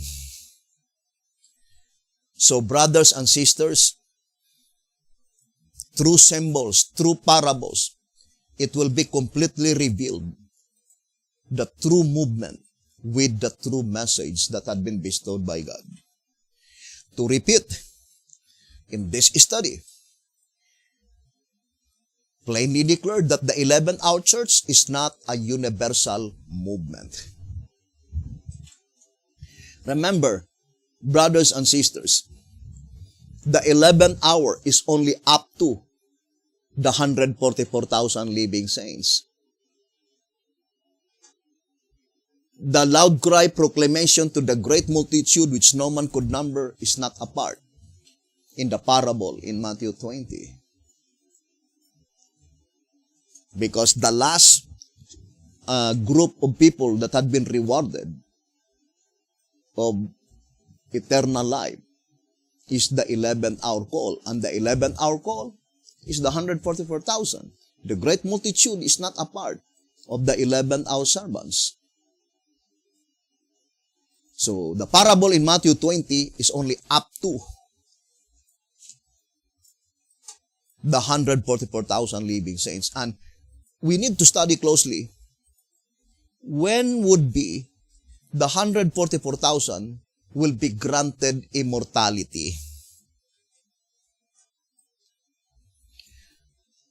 But we need to ever remember that they were the very first one that had been granted immortality. So let us read 2SR 235. 2SR page 235. So let's read the statement. It says, why were the first paid last and the last first? Answer, the pay God's servants receive is eternal life and is characterized by the penny. Therefore, those who are granted the assurance of a never-ending life first are those who were hard last, and according to the parable, it was the company called at the 11th hour. They are those who are marked or sealed by the man with the righteous inkhorn of Ezekiel 9, or as John calls him, the angel with the seal of God, and he sealed or marked 144,000. See Revelation 7. This glorious company is the first who are granted the assurance of never tasting death. See the Shepherd's Rod, Volume 1, page 22 to 24. Thus they are paid first, but those who were called early in the morning, Israel after the flesh, are to be resurrected, the righteous, when Christ comes in the clouds, at which time they shall be given immortality, so that the last shall be first and the first last. For this reason, those who were sealed and saved by the third angel's message since 1844 are resurrected in the spatial resurrection before Christ comes. See Daniel 12 verse 2, Early Writings, page 285. So what is the reward that pertains to the righteous who died? Resurrection. So when those will be resurrected in Daniel 12:2, those who died since 1844, at the time that they will be resurrected, immortality was granted to them. But notice, the 144,000 will be granted immortality before all others will be granted immortality. So in that process, we can easily discern that the 144,000 living saints will be granted immortality, will be made invulnerable to death before any of the saints will be resurrected. Because resurrection is granting immortality. If the saints will be resurrected first, and at the time that they had been resurrected, the 144,000 were not yet granted immortality, then the parable must be in error. Brothers and sisters, because it is the 11th hour, the 144,000 had been granted immortality first before any of the saints had been resurrected. So here in 1 TG number 42,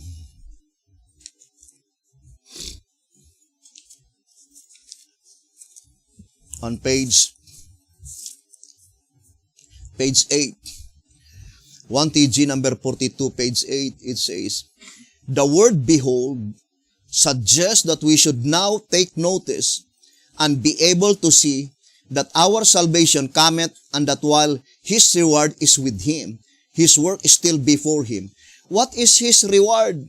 What else could it be but life forevermore? What is the reward? In 2SR 235, characterized by penny, life forevermore. So it shall be that the first fruits, the 144,000, the servants of God, who are soon to stand on Mount Zion with the Lamb, shall be the first to be rewarded. Very plain. They are the first to be rewarded. As servants of God, they shall carry on the work that is before him, the work of gathering the second fruits. Therefore, before the loud cry message is proclaimed to the great multitude, which no man could number, immortality first granted to the 144,000 living saints, brothers and sisters, according to that reading. Because the 144,000 are the very first one that had been granted immortality. So before the loud cry to the great multitude, the very first one to be rewarded must be the 144,000. Here another statement in White House Recruiter. On page 38 and page 39. So it says, White House Recruiter, page 38. Consequently, White House Recruiter, page 38, the last sentence. Consequently, the 11th hour servants are the first to receive their reward, the penny. Let's read again. Consequently, the 11th hour servants, that is the 144,000, according to White House Recruiter, page 28, are the first to receive their reward, the penny. They live on to meet their God. Where? We will show to you that when our names will be brought into the most holy place, that is already an assurance that immortality was granted unto us. We will show to you on our next episode. So the 144,000 are the first to receive the reward, the penny. They live on to meet their God, to hear Him speak unto them the thrilling commendation. Well done, thou good and faithful servant. Enter thou into the joy of the Lord. That is what a melodious voice that we could imagine, brothers and sisters. We know that is a figurative speech by faith. We fully believe that on that day of atonement, when Jesus Christ will enter to the most holy place, that is the fulfillment of the statement in track number 1 that the all happy hours is approaching. All happy hours. It says here in track number 1, page 36, that the all happy hour is approaching. All happy hours. That is joy. When God will say in Matthew 25 verse 21, enter thou into the joy of the Lord.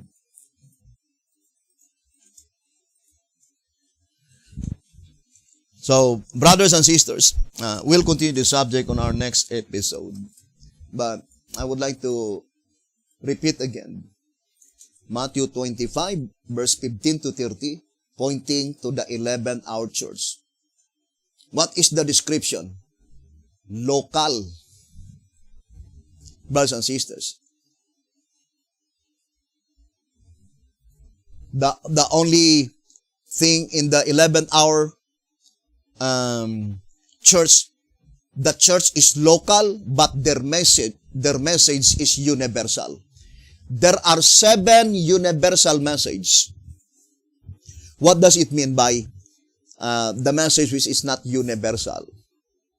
The message brought by the Seventh-day Adventist Church is not universal.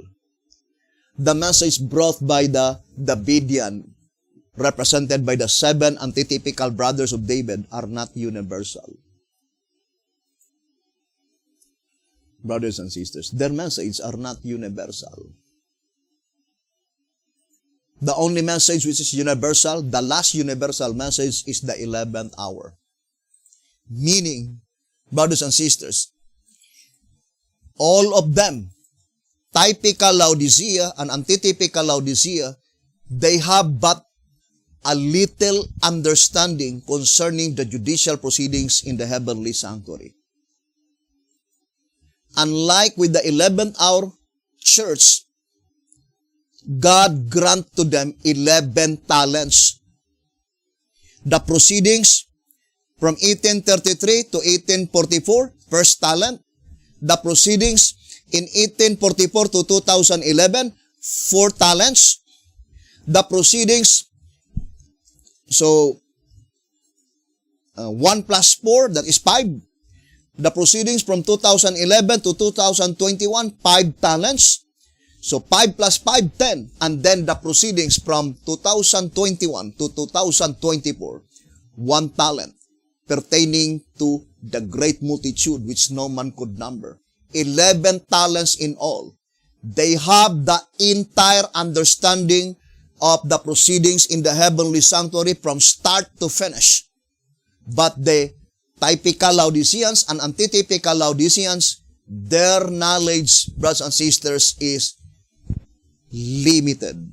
They have no understanding at all the entire proceedings that took place in the heavenly sanctuary. And they cannot deny that absolute fact. The mere fact that the Vision today, the only message that they proclaim is that the headquarters issue indicates that they have no more message to proclaim except the headquarters issue, my dear brothers and sisters. They repeated it several times. Why? Because they have no other message except that message. The same with the Jewish people. They have no other message except to exalt the temple. But all others, they were in total darkness. So,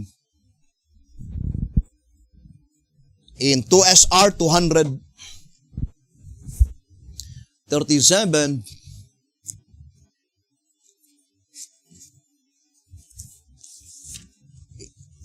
let us read. It says, at 236, there are only 5 calls in the parable. First, those were called early Israel out of Egypt. Second, those who went to labor in the vineyard at the 3rd hour, the early Christian church. Third, the 6th hour call, William Miller and his co-workers. Fourth, the 9th hour call, the 3rd angel in his first cry after 1844. Fifth, the 11th hour call, the loud cry of the 3rd angel's message. You see, brothers and sisters, it says, as number 7 is used in every one of God's finished acts to denote completeness, there must have been 2 such calls before Israel's time. Otherwise, it would show incompleteness in the proclamation of the gospel. It says, and Enoch also the 7th from Adam prophesied of this, saying, behold, the Lord cometh with 10,000 of his saints. Jude 14. As Enoch had a worldwide message of the coming of the Lord, his message is the first call. Noah's call is the second from creation. Therefore, 7 in all, meaning perfect, finished, the end of the gospel. So that is very plain, brothers and sisters. So, if we will enumerate one by one, brothers and sisters, the 7 universal message, according to the reading, from Enoch, Noah, then Moses, then Apostolic, Millerites, and the message of B.T. Hotep from 1930 to 1955, that is the entire Shepherd's Rod publications, and then the 11th hour church. 7 universal message. The message of Still White is not universal. Only the message of B.T. Hotep. But the 11th hour church indicates unto them bestowed all the understanding, the complete unfoldment of the Shepherd's Rod publications. In reality,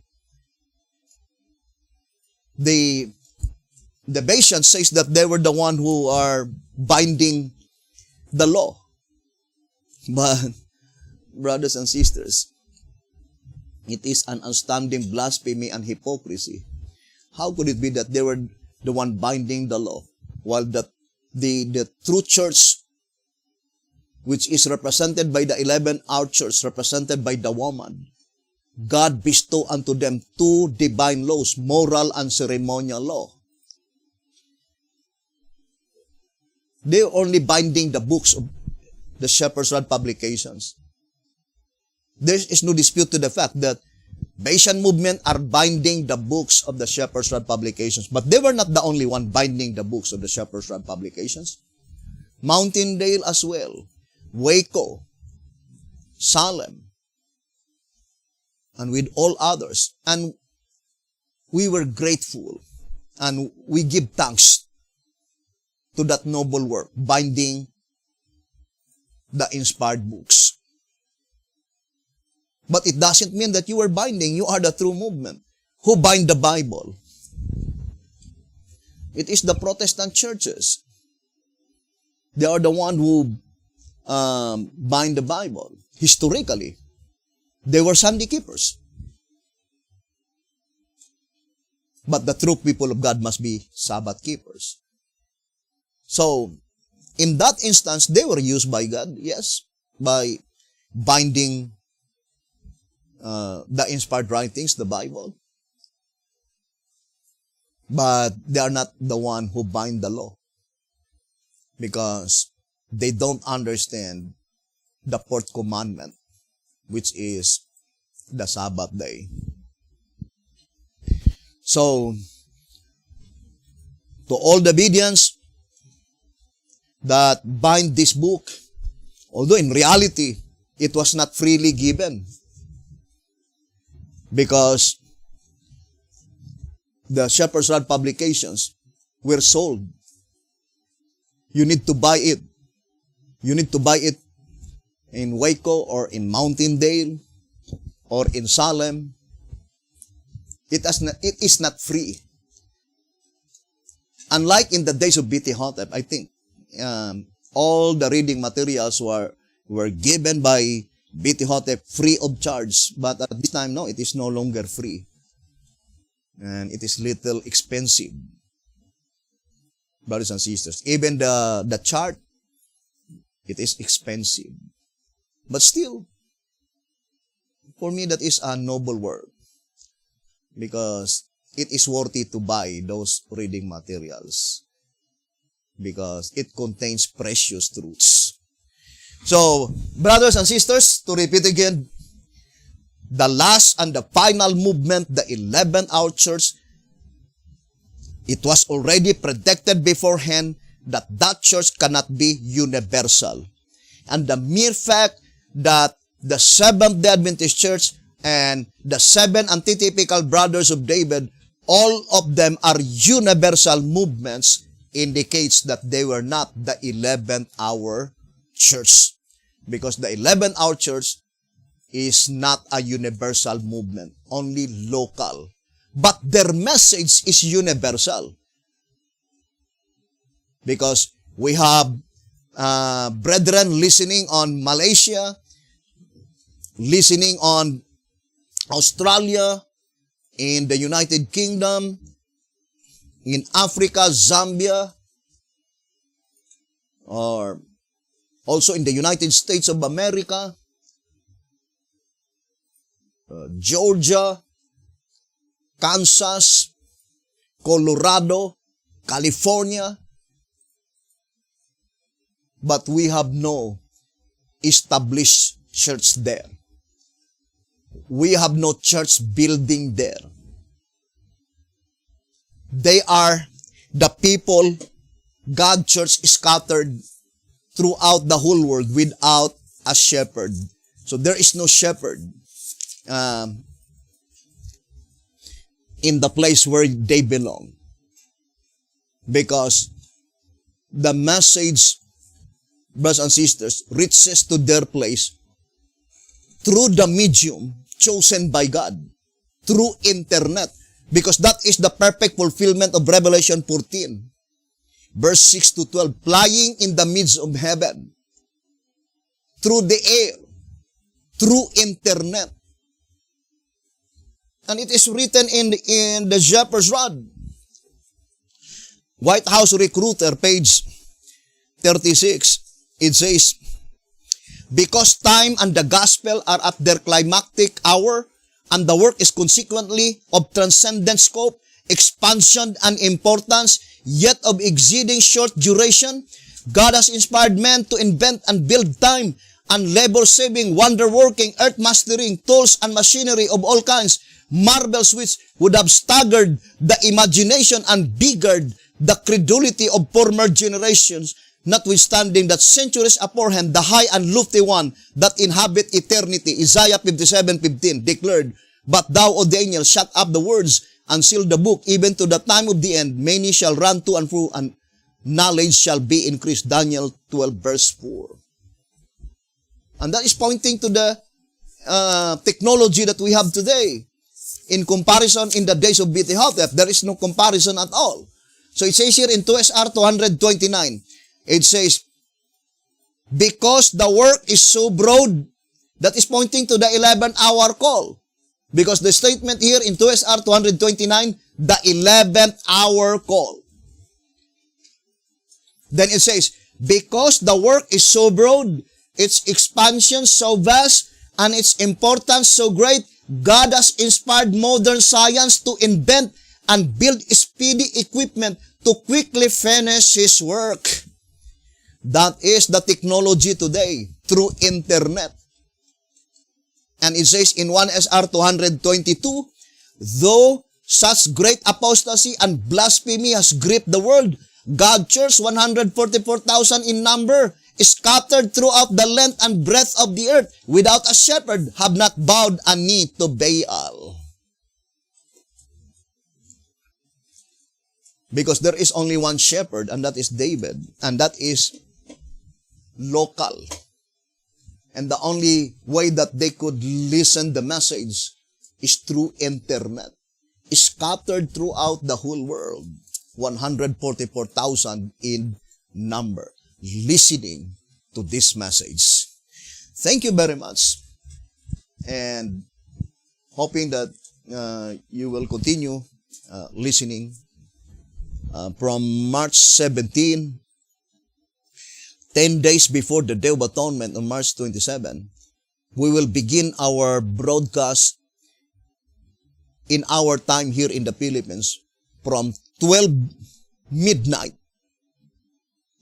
We will have a broadcast from 12 midnight up to 6 a.m. and also from 7:30 a.m. to 6 p.m. 10 days before the Day of Atonement, the time by which God commanded us to afflict our souls, to make a sacrifice so that our names will not be blotted out. Thank you very much for listening and viewing this program. May the good Lord bless you and have a beautiful, wonderful evening.